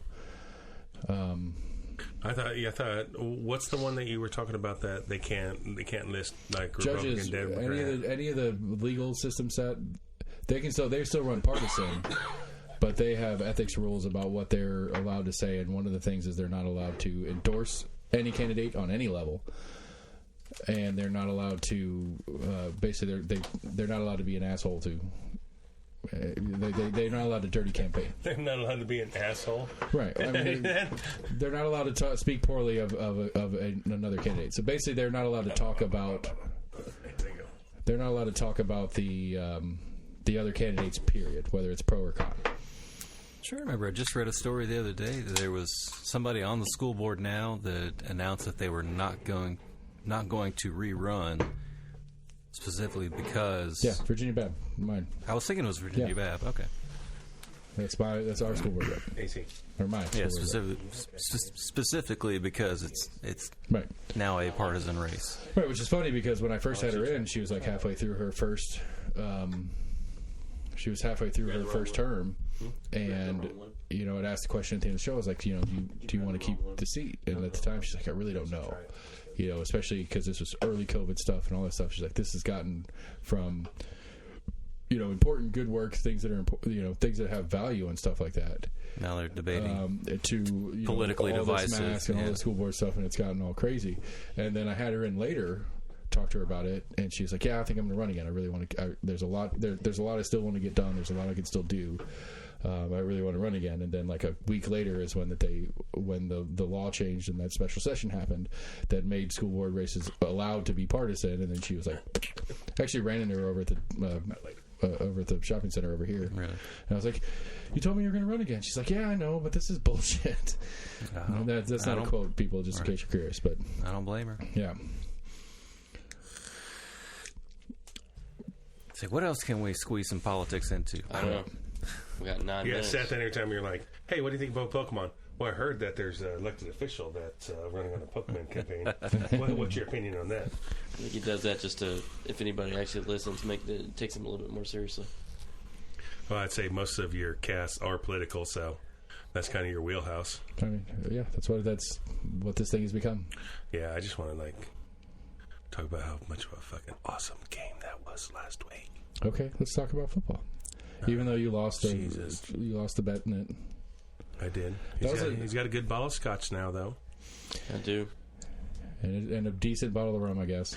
Well, it's funny because we said the Johnny Walker Blue, and went to the liquor store, and I was like, it was $3.24 plus tax, and I messaged him. I was like, were you just saying Johnny Walker Blue because it's expensive, a super expensive bottle, or do you like? He's like, you just buy me any bottle of scotch. Yeah, there's no reason to spend $300. I mean, that's too much. I feel bad. I settled for the $2.40. The only time I've had... You left the receipt in there. I did. I had Johnny Walker Blue one time, and I was already hammered, so I don't remember anything about it. I've had it. It's good. I was going to buy it for him, but Stuart we were looking at the bottles, and he's like, look, this is $100 cheaper. And he's like, honestly, I like it better. And I was like, well, he's had the Johnny Walker Blue, so let's go with that. I can't even remember. Oh, what is it called? Dalmore. Yeah, Dalmore. I've had Dalmore before, just not that particular brand or a particular version of it. Cigar or something. That is, and this was the other kicker for it. He said that is a cigar scotch. He's like, it's meant to be drunk with a cigar. And I was like, when he told me that, I was like, done deal. Done. Yeah, we're good. Check. I don't know, okay, so there was 24 points scored in the last minute 50? Minute 48. To get us to halftime, or to get us to full time, to send us overtime. And okay, so the overtime rule, there's something we can converse about. Yeah. That's dumb. Jesus, so at the coin toss, I was like, I won, I lost, I won, I lost, I won, I lost. I went back and forth in the last few minutes, and then when the coin toss went, I was like, I lost. There was no doubt. Yeah, absolutely. I mean, it's that long, that, especially that many points scored just at the end of regulation. It says we have solid offenses and tired defenses. Yeah. So we get to overtime. That tired defense has what? I mean, it's not like it's not like a halftime where you get 30, 45 minutes to chill out before you got to go back out there and play. I don't remember who scored the points to tie the game. Chiefs. Do it? KC. So the defense just came off the field, goes to the sideline, coin flip, comes right back on the field. There's no way. It's a shitty argument. The offense was on the field too. It is. I agree. But the offense was... I don't think it had anything to do with doing... The defense was tired. The offense was just on fire. Yeah, I agree with that. There are times that it doesn't matter. You could have the fucking... What is it? The 1987 Bears? You could have the whatever year Bears it was. The best defense to ever play the game. Yes. 1981. Okay. The 1980s Bears could have been there, and there are times where the offense just gels. So I've never... 85 Bears. That's 85. Right, 85 Bears. I've never really been an advocate of the defense. Yeah, because like the fucking offense was out there just as much. Like if that's the case, then it isn't your defense is tired. It's that you guys just suck. So, just I'm trying to think of a layperson example. I agree with you, and then I disagree with somewhat because on the defense, all those players are running full speed every time. That guy that's the wide receiver on the far side, and the play is to the left. He's not really running like it's. Neither is his DB then. Right, but at the same time, but the linebackers and all that stuff are still transitioning over to that side. Like they are still running, and then when the running back's not running, or he's just being blocker or half-ass blocking. I mean, not all the offense is full blow every time, but the defense is, especially I would agree your corners are not when the guy's kind of slacking off. But I mean, I think the biggest part. I think the biggest part of it to me that makes sense is it's the reaction, because the defense is always reacting to the offense. If you're winded, your reaction is going to be slower. That's the tired part to me. I don't agree with that either, because if you're a wide receiver, you are actually reacting to where the DB is to get an outside or inside maneuver on that particular person. So I think they're both reacting. But the both lines are both obviously reacting full speed every time. There's no difference between the offensive line and defensive line. I agree. But I was telling AC about this earlier today. Did you watch the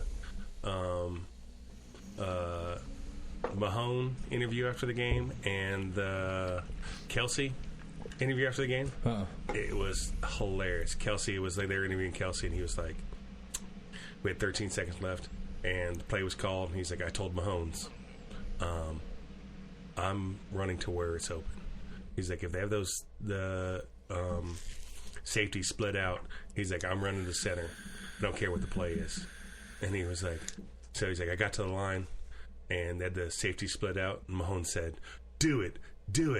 And he's like, I ran to the center, caught that play, and then that's when they downed the ball and then kicked the field goal to tie it.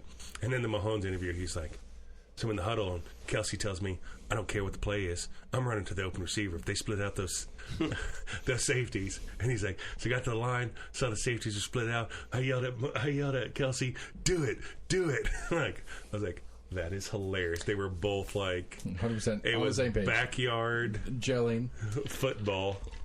The fucked up part about that though is you could have, if you're the other guy, if you're Kelsey in that situation, you have to know that the do it means do what you said, not do it, the play that was called, right? So, like, you could decide, oh, fuck, Mahomes is telling me to run the fucking play. I got to run the fucking play, and then you don't get the, you know what I mean? So, like, that's an even, that just speaks to how well they gel together. I would have a bottle of bourbon right now. Yeah, for sure. But that was, man, that game, like, I'm not a fan of either team. I don't hate either team, but I'm not a fan of either team. Well, you got to hate the Chiefs a little bit if you're a Broncos fan. Well, yeah, they're in the same division. Well, no, they're as long as the Raiders are still a team in the NFL, I will always hate them. That's funny. Okay. Right, it's Raiders hate, and then Cowboys right after that. I hate the Cowboys too. They're my team. But yeah, I think the overtime rule sucks because it doesn't give, whether it's a gelling thing or it's tired, whether the argument's good or not. I don't think it's a tired argument. I think it's a dumb argument. Okay, it's a dumb argument. Either way, the idea that both offenses, if both offenses are running, both offenses should touch 100%. Yeah. I think to the playoffs, at least it should be just a full period, whatever that period is. No, I mean we didn't run it that long. I just think that both offenses need to touch the ball. Doesn't matter field goal or touchdown. So if they both get field goals, you go to 2 overtimes? Well, no, both now. Yeah, you go to you keep on playing it. It's tied. That's what I'm asking. Is that if you have 15 overtimes, is that okay? Well, no. At that point, it's the first person to score. It's because then it goes back to the same thing. Like at that point in that game, it's If the defense can hold either way. If the defense gives up a touchdown, the other team goes down and scores a touchdown, the other team goes down and scores a touchdown. It needs to keep going, period. I think to be a period of time, maybe not a whole 15-minute, but at least a 10, because, I mean, how many drives last more than, like a long drive is like 7 minutes? 8 minutes? But, like, so a team goes down and scores a touchdown. Then that team goes down and scores another touchdown. And so you still have time on the clock, so that team can now come back and score 2 touchdowns tied up. I think they proved to each other scoring the 2 touchdowns without the other team scoring. Which is, I mean, I'd be okay with still watching that fucking game right now. Yeah, still continuously. Yeah. But I'm just saying, like, I think a 10-minute, just a 10-minute fixed overtime period, I think is the most simple, elegant solution to me. And I would love this playoff if San Francisco was not in it. I would too. Well, I know you would a lot, but not San Francisco or Green Bay. Like, if it was Kansas City, who we have, the Rams, Dallas. No, San Francisco. No, who's the fourth though? Cincinnati. Yeah, if you were like replaced, I don't know. I can't even think. Definitely not like Seattle or Dallas or Green Bay, but like, I don't know, somebody in there. Like, I just like those 4 different teams that are. Plus it's the AFC. Oh, you don't like that there's 2 NFC West teams? Is that the issue with San Francisco? No, I just don't like San Francisco. I love when it's new guys. Like, if it could Carolina be Panthers. It's not going to happen. Yeah. Like, if it was Buffalo, Kansas City against the Rams and Tampa, New Orleans. Yeah, they've both been there. Minnesota. There you go. That's Detroit. a better one. Yeah, I love Detroit. I mean, I agree that I don't like Barry the San Sanders been Francisco doing a lot more commercials lately. You seen those things? And Eli. And Eli, Peyton, and what's Cooper, yeah. And his dad. Those commercials are funny. I didn't realize that was Halle Berry right after that. It took me a minute. Actually, the missus said something. She's like, "Is that Halle Berry?" It's like, maybe. She's like, "Yeah, I'm pretty sure that's Halle Berry's boobs." I was like, "Yeah, let me see her nipples. I'll tell you if it's her." She called it. She called it by Halle Berry's boobs. Was that Swordfish? Yep. John Travolta. Yeah. Really? Superstar. And that's when you see Halle Berry's boobs. Yep. Well, I'm going to Google it. You got to. But yeah, Cooper's pretty damn funny. Where's what's it, Arch? Where's Arch going to college? Ole Miss? Probably. That's Eli's son? I thought it was Cooper's kid. Was it Cooper? Well, he's going to be the best of all the Mannings. They always say that, right? Like, well, I mean, Cooper was the best, apparently. Yeah. It's just always whoever doesn't... well, actually, he had better stats, I think. Cooper? Yeah. But he was a receiver, yeah. Yeah, but, like, you know what's funny is... He got broken. How many... trying to think of, and, I mean, if you guys are more of a football geek than me, how many all-star, like, you know... players that you would put in the top 25 of their position, how many of them have kids that are just as good? Kids that are just as good? So it's not a sibling conversation? No, I'm talking about kids. Okay. Cecil Fielder, Prince Fielder, Ken Griffey Sr., Ken Griffey Jr. We said football. Oh, you said I'm sorry. I want to talk about the off-season baseball here in a second. Okay.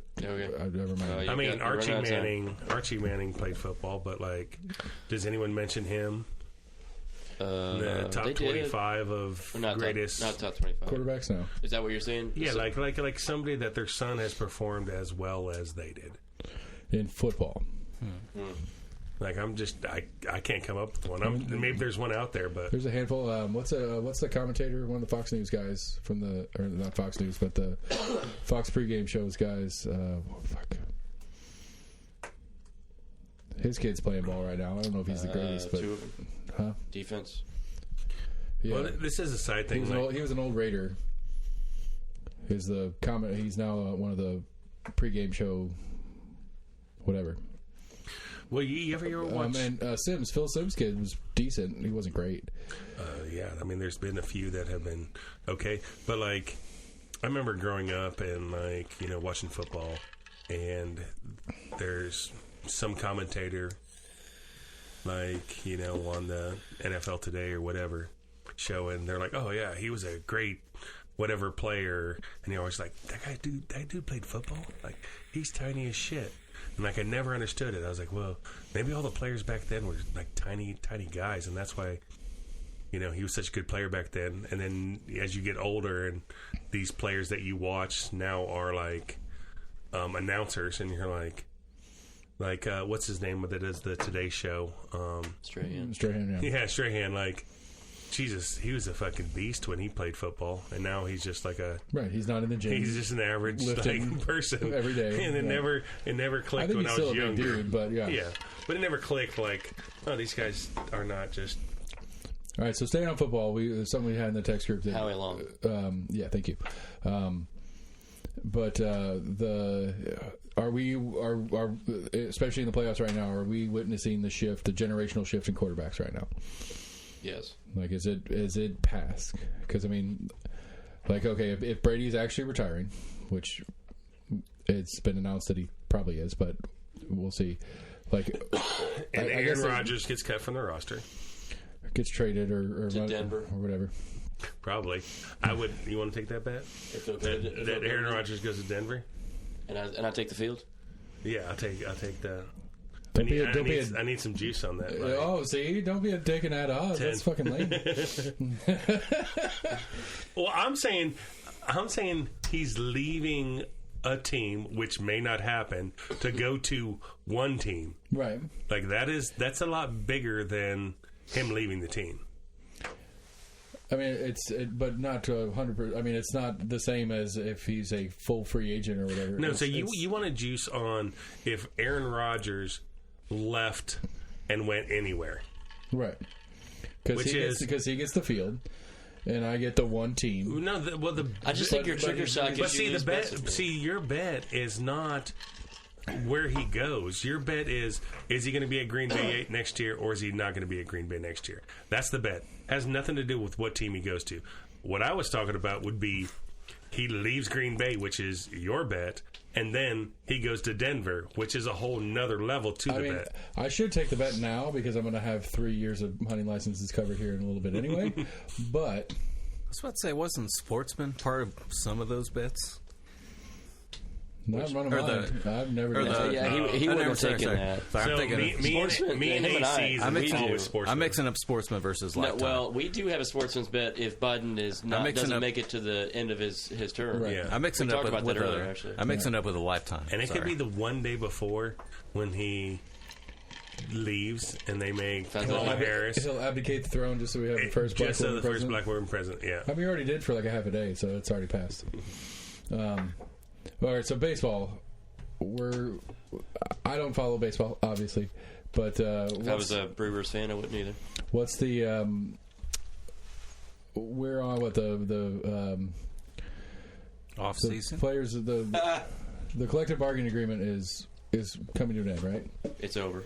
Right, and so we're in the arbitration period where we're trying to write a new one. No. So no. So what's going on? I don't understand this. There's not a collective bargaining agreement. It ended December the 1st, I think. Right. So the arbitration being there's no trying arbitration. to settle a new one. There's no arbitration. There's a player lockout. It's a lockout. Correct. It's already happened. Yes. Okay. Because I didn't know. I was talking to Mason about that randomly, and I couldn't 100% a player lockout. I couldn't remember if it was a lockout or a strike. The players didn't strike. The owners locked them out. The unfortunate thing, really, larger issue is less about the locking them out type of thing, but there are players that have been injured that are not able to rehab with the team, so they have to rehab with their own doctors, and they don't have access to those. And so for some of the players that have millions of dollars and probably their own doctor and all that other shit anyway, it doesn't really matter. But there are some players that, especially if they're young and they haven't hit their first free agent contract, they have to rehab on their own and make sure that they come back in a respectable way. Right. So that's a larger issue. I mean, I don't disagree with that being an issue or whatever. I just couldn't remember what the stance was as far as lockout or. So they met. What day is today? Today is Saturday. They met, I think, maybe either Monday and Tuesday or Tuesday and Wednesday this week. Mm-hmm. They're not really close on stuff, which sucks because, spring training is supposed to start in 2.5 weeks. Right. So. So the ownership is we pay you too much. That's period. That's no, not really, and it's actually a bit more challenging than that. And I appreciate your pseudo interest, but the players are upset that they want to have better services and better money and better like overall clout to minor league players. Like that's a big thing. The players are also upset about there are some teams that just refuse to spend money. Period. Right. And like there's no component whatsoever to there's no motivation at all to field a competitive team, which drives down prices for players. The argument is right, which is true. So they're they'd like to have a team floor, how much money you could spend. So that's the players. A team, not a max, a minimum. Yeah. It's not a bad idea. Like there are some, like Pittsburgh, for instance. The Pirates have been terrible forever, and the reason why the Pirates are terrible forever is because they don't spend any money. Right. Ownership figured out that they can make enough to make what they want to make without having to field the team worth yeah. shit. So it doesn't really matter because some of the local folks are still going to buy tickets and go to games even though they suck. But the contrary to that, though, is like the Tampa Bay Rays, for instance. They are typically, the bottom third of payroll, and yet they're in the playoffs every year. Well, doesn't that go back to like your Tennessee thing? Like, if you're not going to invest in the team, then I'm going to stop watching. Maybe that's what Pittsburgh needs to do too. I don't disagree with that, and there are some areas where, like the TV contracts, you make so much money off the TV contracts that it doesn't really matter if you have fans in the stands too. So I'm with you with the Tennessee and not buying a ticket sort of thing, but if they're okay with making $10 million, then they could make $100 million if they invested more money, and they just don't want to do it. Teams like Pittsburgh, for instance. So you think that the players need to get paid more? Me personally, I don't have I think the ceiling of players is okay. I think the floor of players probably should be raised a little bit. Like minor league players, like the average minor league salary is probably too low. I would agree with you that on the minor league side. I guess it depends on what you're talking about. Are you talking about like AAA, double A, single A? Like single A guys make like $30,000 a year, and and they get a lot of. They live at the clubhouse and that kind of stuff. Yeah. All of us haven't been to Smokies games, but like the player parking is in the same area as where we would park. It's just like roped off with like a little movable fence, and like they're just normal cars in there. It's like nobody's driving a Maserati. Yeah, but then also you're playing, single A baseball. It's double A. No, I'm talking single A. Like you're making $30,000 a year playing baseball for single A. Like how much more money should you get paid? That's an investment in your future. For some of them it isn't. No, some of them just happy. I don't want to work at Burger King. I want to keep on playing minor league baseball till I can't play anymore, and that's a decision on their part. So which one's the grape? Which one's what? Which one's the grape? Where's the grape in this conversation? I'm just bringing it back. I'm just making a joke. The grape? Well, there's not a grape. I think the thing is the owners. I'm trying to figure out a way to word this. I'm not pro player, but I think that the players sometimes are vilified because there are only two teams in baseball that are publicly owned teams, and so they're not. The other 28 teams are not required to disclose. The Braves are one, and I don't remember who the other one is. Detroit, maybe it's got to be an older team. So it makes it maybe Minnesota. Well, the thing is. Like, why would the Twins still be in Minnesota? Really. So what happens when the players, the owners have to pay more? Now they agree on this stuff. Okay, we're gonna lower the floor, or we're gonna raise the floor. We're gonna do this for these minor league teams. We're gonna do that. Who loses out? Us. Probably the ticket holders. And they raise the price of tickets. They start charging at Smoky Stadium. They start, raise the price of beer. They start, and the only person that loses on this situation is the fans. But like for me personally, I don't have an issue with that. Like I like baseball enough that it doesn't matter to me if I had to spend an extra $10. Yeah, but what if you spend an extra $100 to nosebleed? Then I won't go. Well, that I'm saying, but like for you, an extra $10 does not make a deal. But for how many people out there that like a $60 a game, I'm good with paying. But now I'm paying $70 a game for me and my wife. That's an extra $20 a game. How many games in a season? Like I can't do that now. So I'm only going to go to half the games this year. Like for you, it's not an issue, but where's that balance on? It is an issue for somebody else. Well, the conditions are just not good in the minor leagues. Like they're just not. But I think the other option would be that they shrink the minor leagues again, and you have a couple hundred players that don't get to play baseball now because there's nowhere to put them. Well, they would go to the independent league. Well, honestly, the only thing that should be part of Major League Baseball is AAA. I disagree with that completely. No, 100%. Single A and Double A should be independent, separate from. Why? Because why is so like? How many people work their way up from single to double to triple to? All of them. No, you're crazy. All of them. I've been a baseball fan for 25 years. Every single person that's in AAA had at least a few games in single A and Double A. Nobody starts at AAA. Not a single person.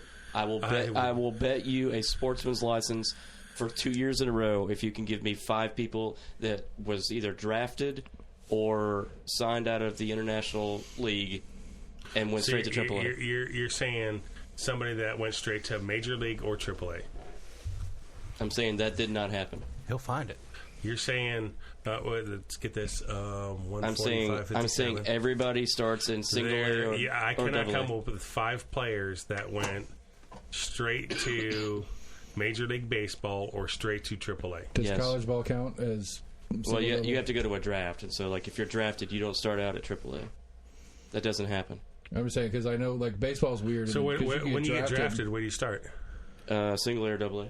Or college, right? I thought no, you're drafted out of college or high school. I thought you could get drafted out of high school. You can't. I just said that. And play college ball.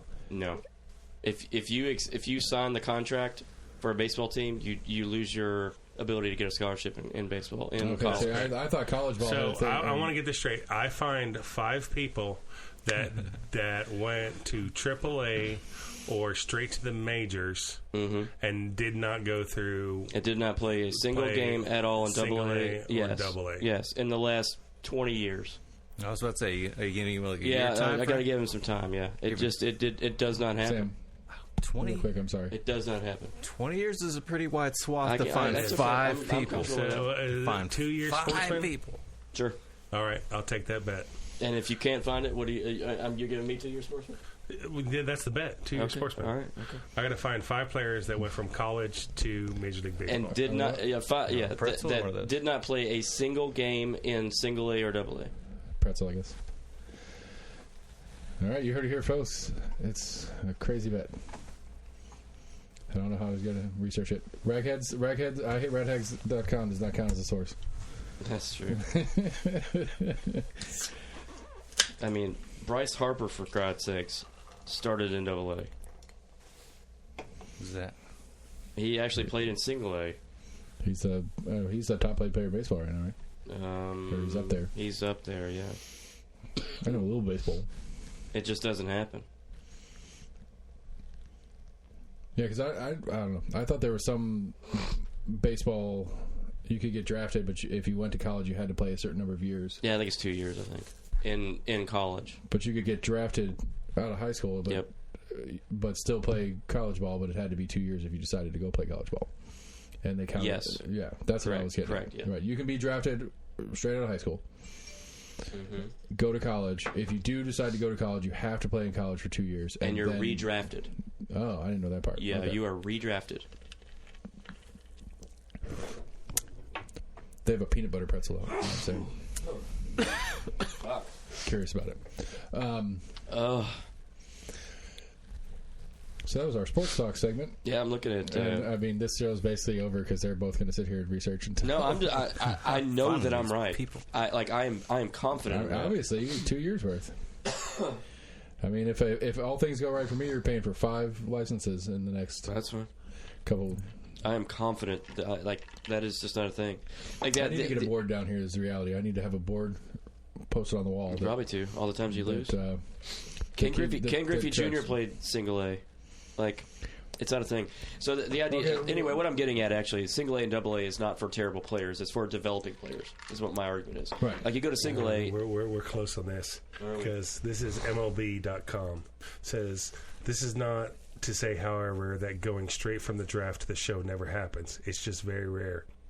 How rare? Consider this. Since MLB draft in 1965, only 23 players have gone from being selected via the process of the MLB without first playing in the minors. So, Okay. I challenge you to find I've got So, to he's we've got to define in 60 years. when those. But I only got 20 years. Right, but in 60 years, Yeah. 25 have happened. Now, where in that 60 years have 5 of those happened that might function for your bet?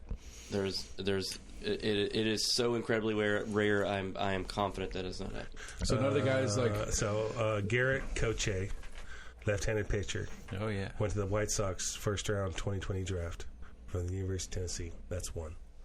He's played in the majors. He's not played at all. Yeah, that's what it says. I mean... this is MLB.com. I don't believe that. Give me his name. Garrett Kochet, Crochet. Is that how you are? Koche? Is he French? Catch it. Catch it, bro. Catch it. well, he's a local boy. All right, so Monday I have Jimmy J.J. Jones coming in. Well, JJ. So talking to the sheriff candidate, I'm debating on whether I want to ask him about his campaign. Have you seen his signs around town yet? Anybody? Jimmy's. There's one right here, right in front of the school. I fix him? fix crime. It says re-elect, and I think it's an interesting play on. It's a true statement, but if I say re-elect Max the Marine for trustee, what do you automatically think? The incumbent. Right. So that's how he's wording it? I mean, yeah, it says on his thing, re-elect. I like it. Nice job. But I mean, it's not false. It's not false, right?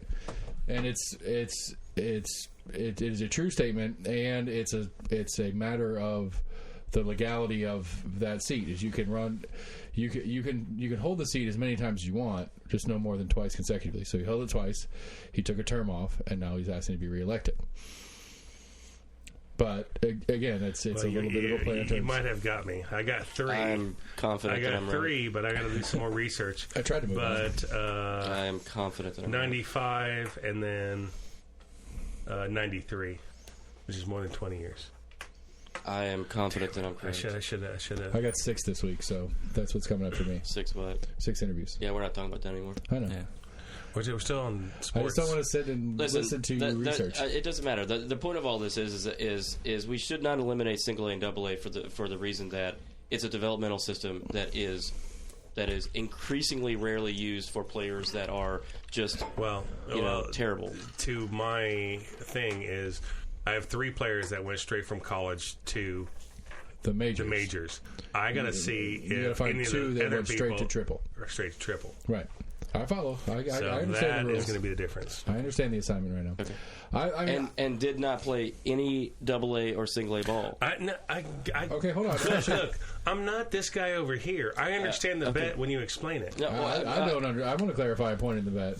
So, of the 3 you listed, did they ever go down to triple? That's or what double? That's what I'm saying. No. See? If you're saying that they ever went down to triple, I'm or if saying you're saying if they ever went down to lower level, I'm saying they go straight from college to the major leagues. But there's a lot of players, they get injured their 5th year in, and then they send them down to the AAA. Sure, that's different. I wouldn't count that. Okay, we're talking. That's the clarification. I do think, though, if a player starts at AAA and they go back to AA in that same season, that should count.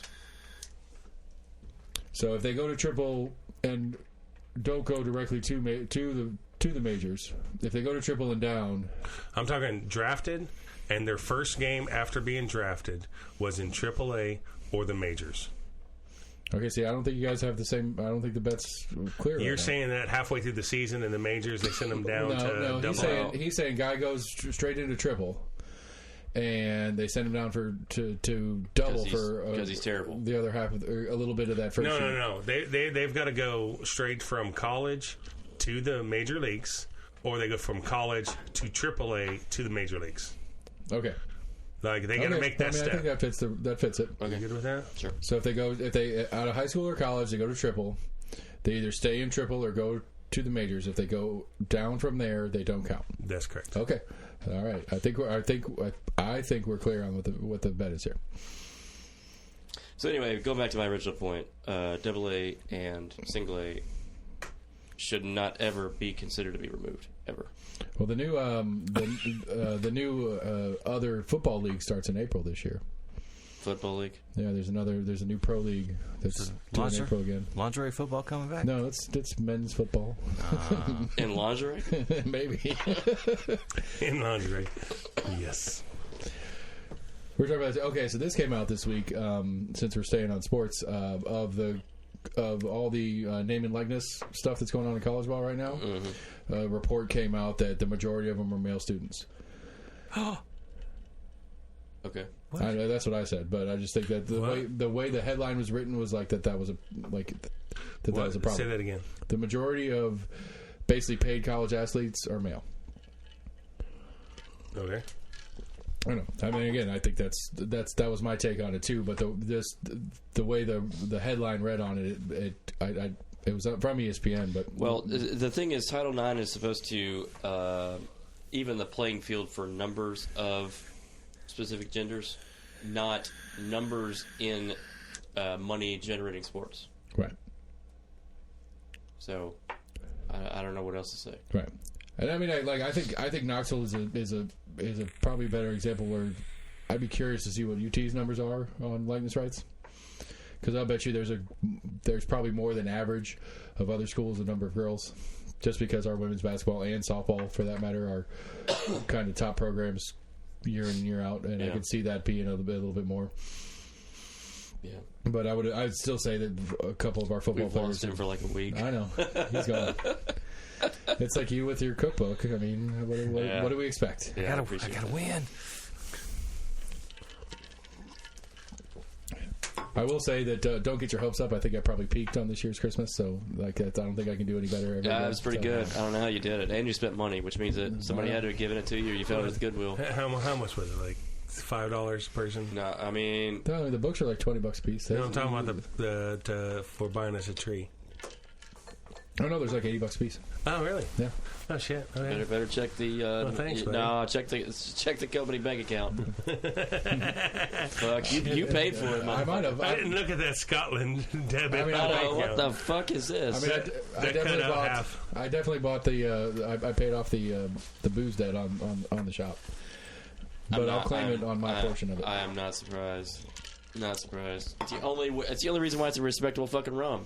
No, it's just because I can write that off. We can write that off, but it'll come off of my income. We have a deal. We have an understanding. Do you?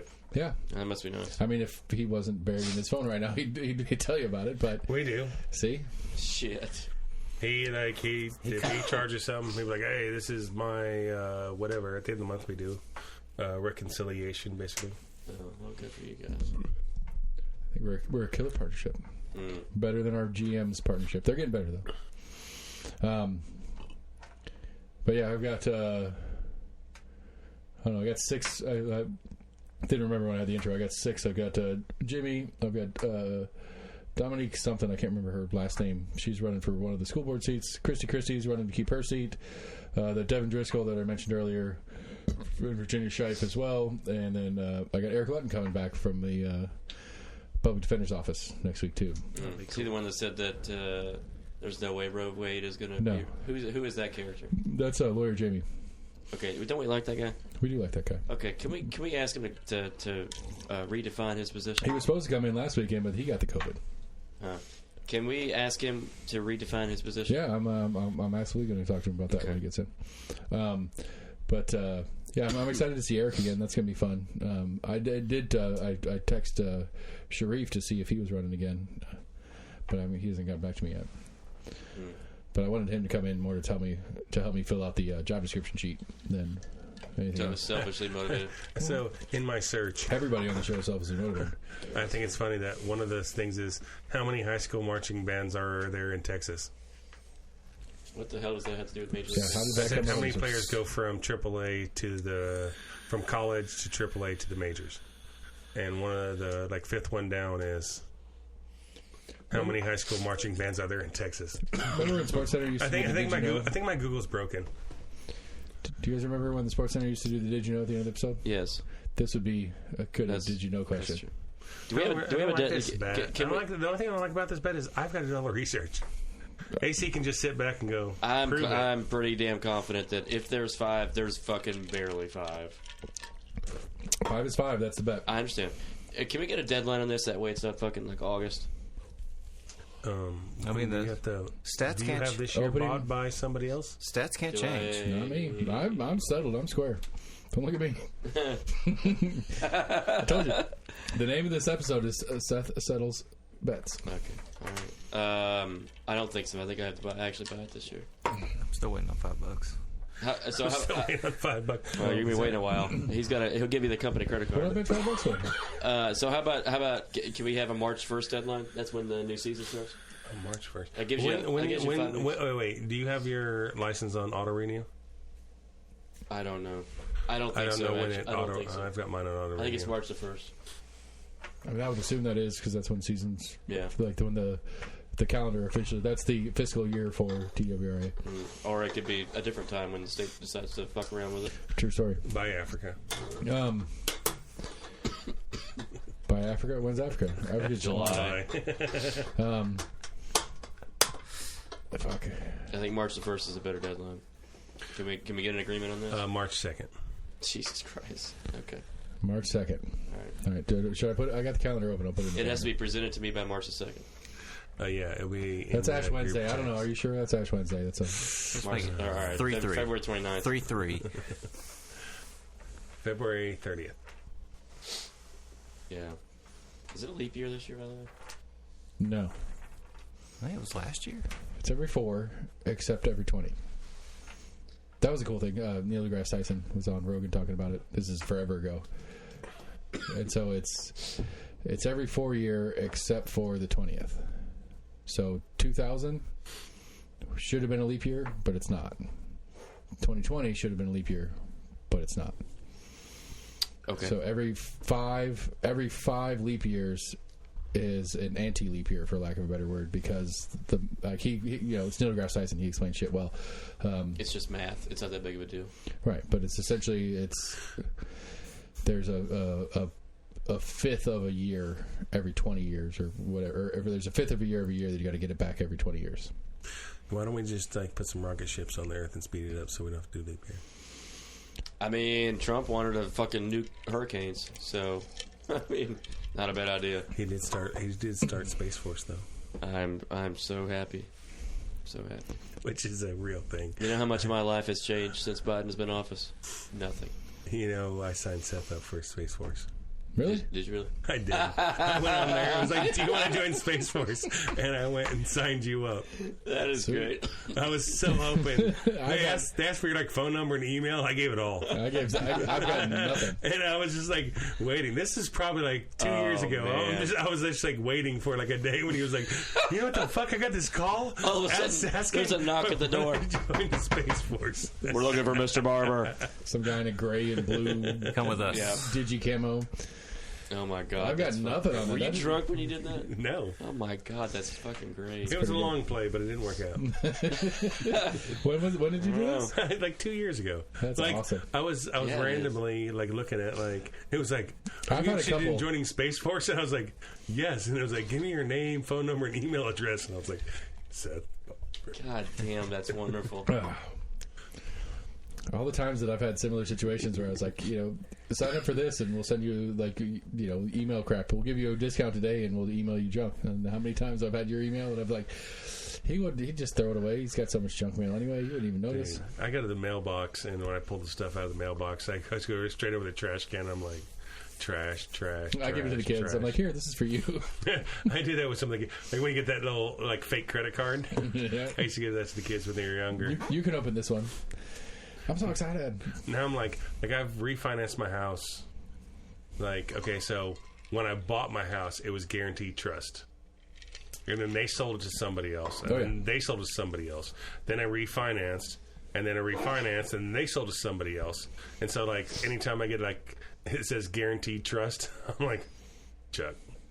I mean, I've been, like... Chuck. We've been in this house for 10 years.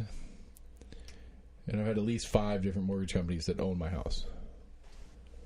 You know, it was funny when I bought my house, the mortgage company was like, "Oh, we keep 98% of our loans," like, you know. And I was like, "Oh, why are you telling me that?" And like, well, we just want to let you know, like, we don't sell the loans or whatever. And I was like, I don't fucking care who I'm paying. Like, I don't sell it, borrow, you know, who cares? Right.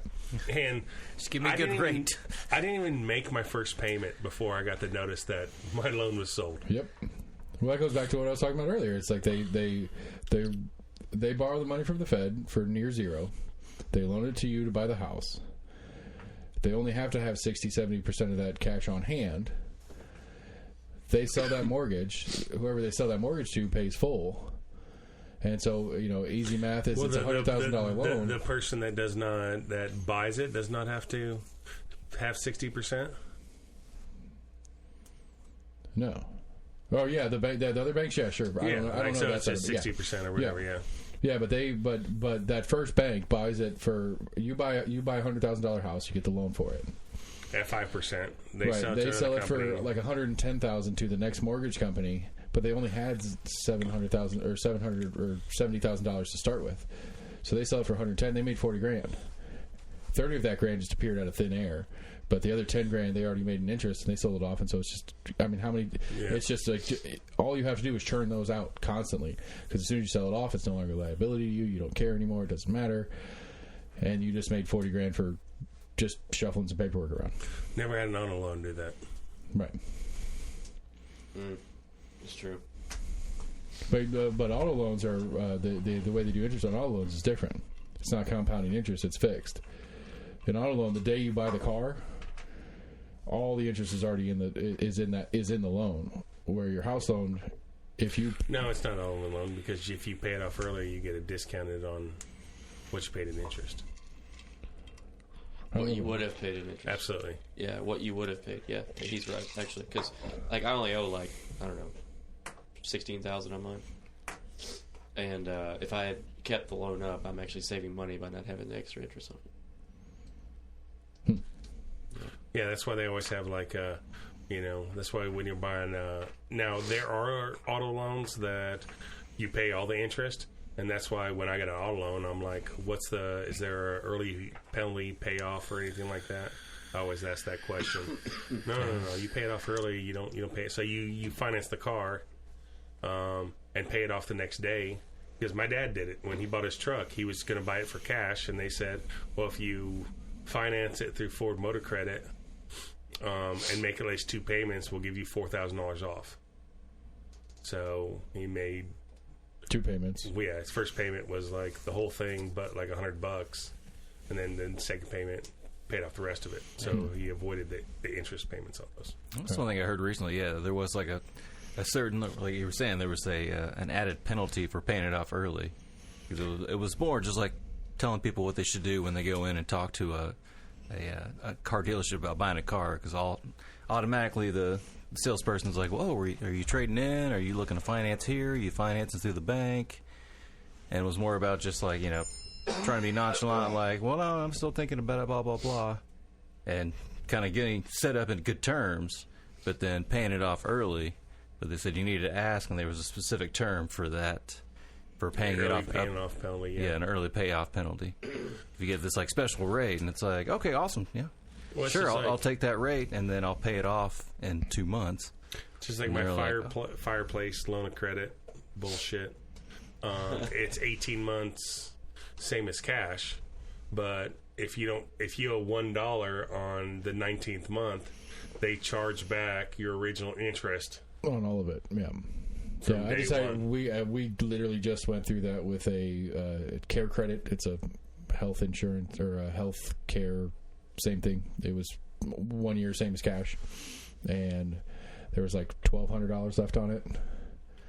And I had every intent, and I just kind of forgot about it. Or no, there's $900. I was down to $900, and then my January statement's like $1,800. So they charge you all the interest. But I called them and I was like, I'll pay it off right now, but I'm not paying you interest. And they're like, well, if you pay it off today, then you don't have to pay the interest. Done. Yeah.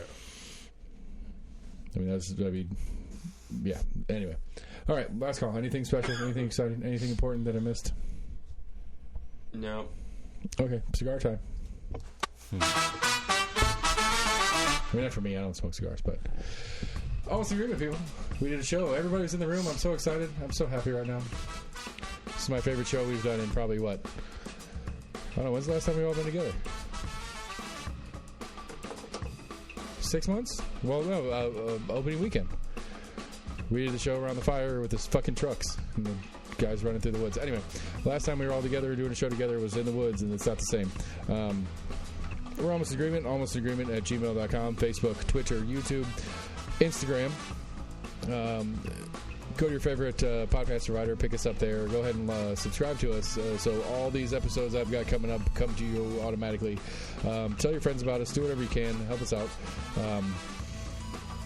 Go to our website, almostinagreement.com. We've got the job description sheet. I'm going to start putting together our voter guide to the 2022 election here in the next little bit, too. So check that stuff out there. Appreciate everybody for hanging out, and y'all have a great night, and we'll talk to y'all soon.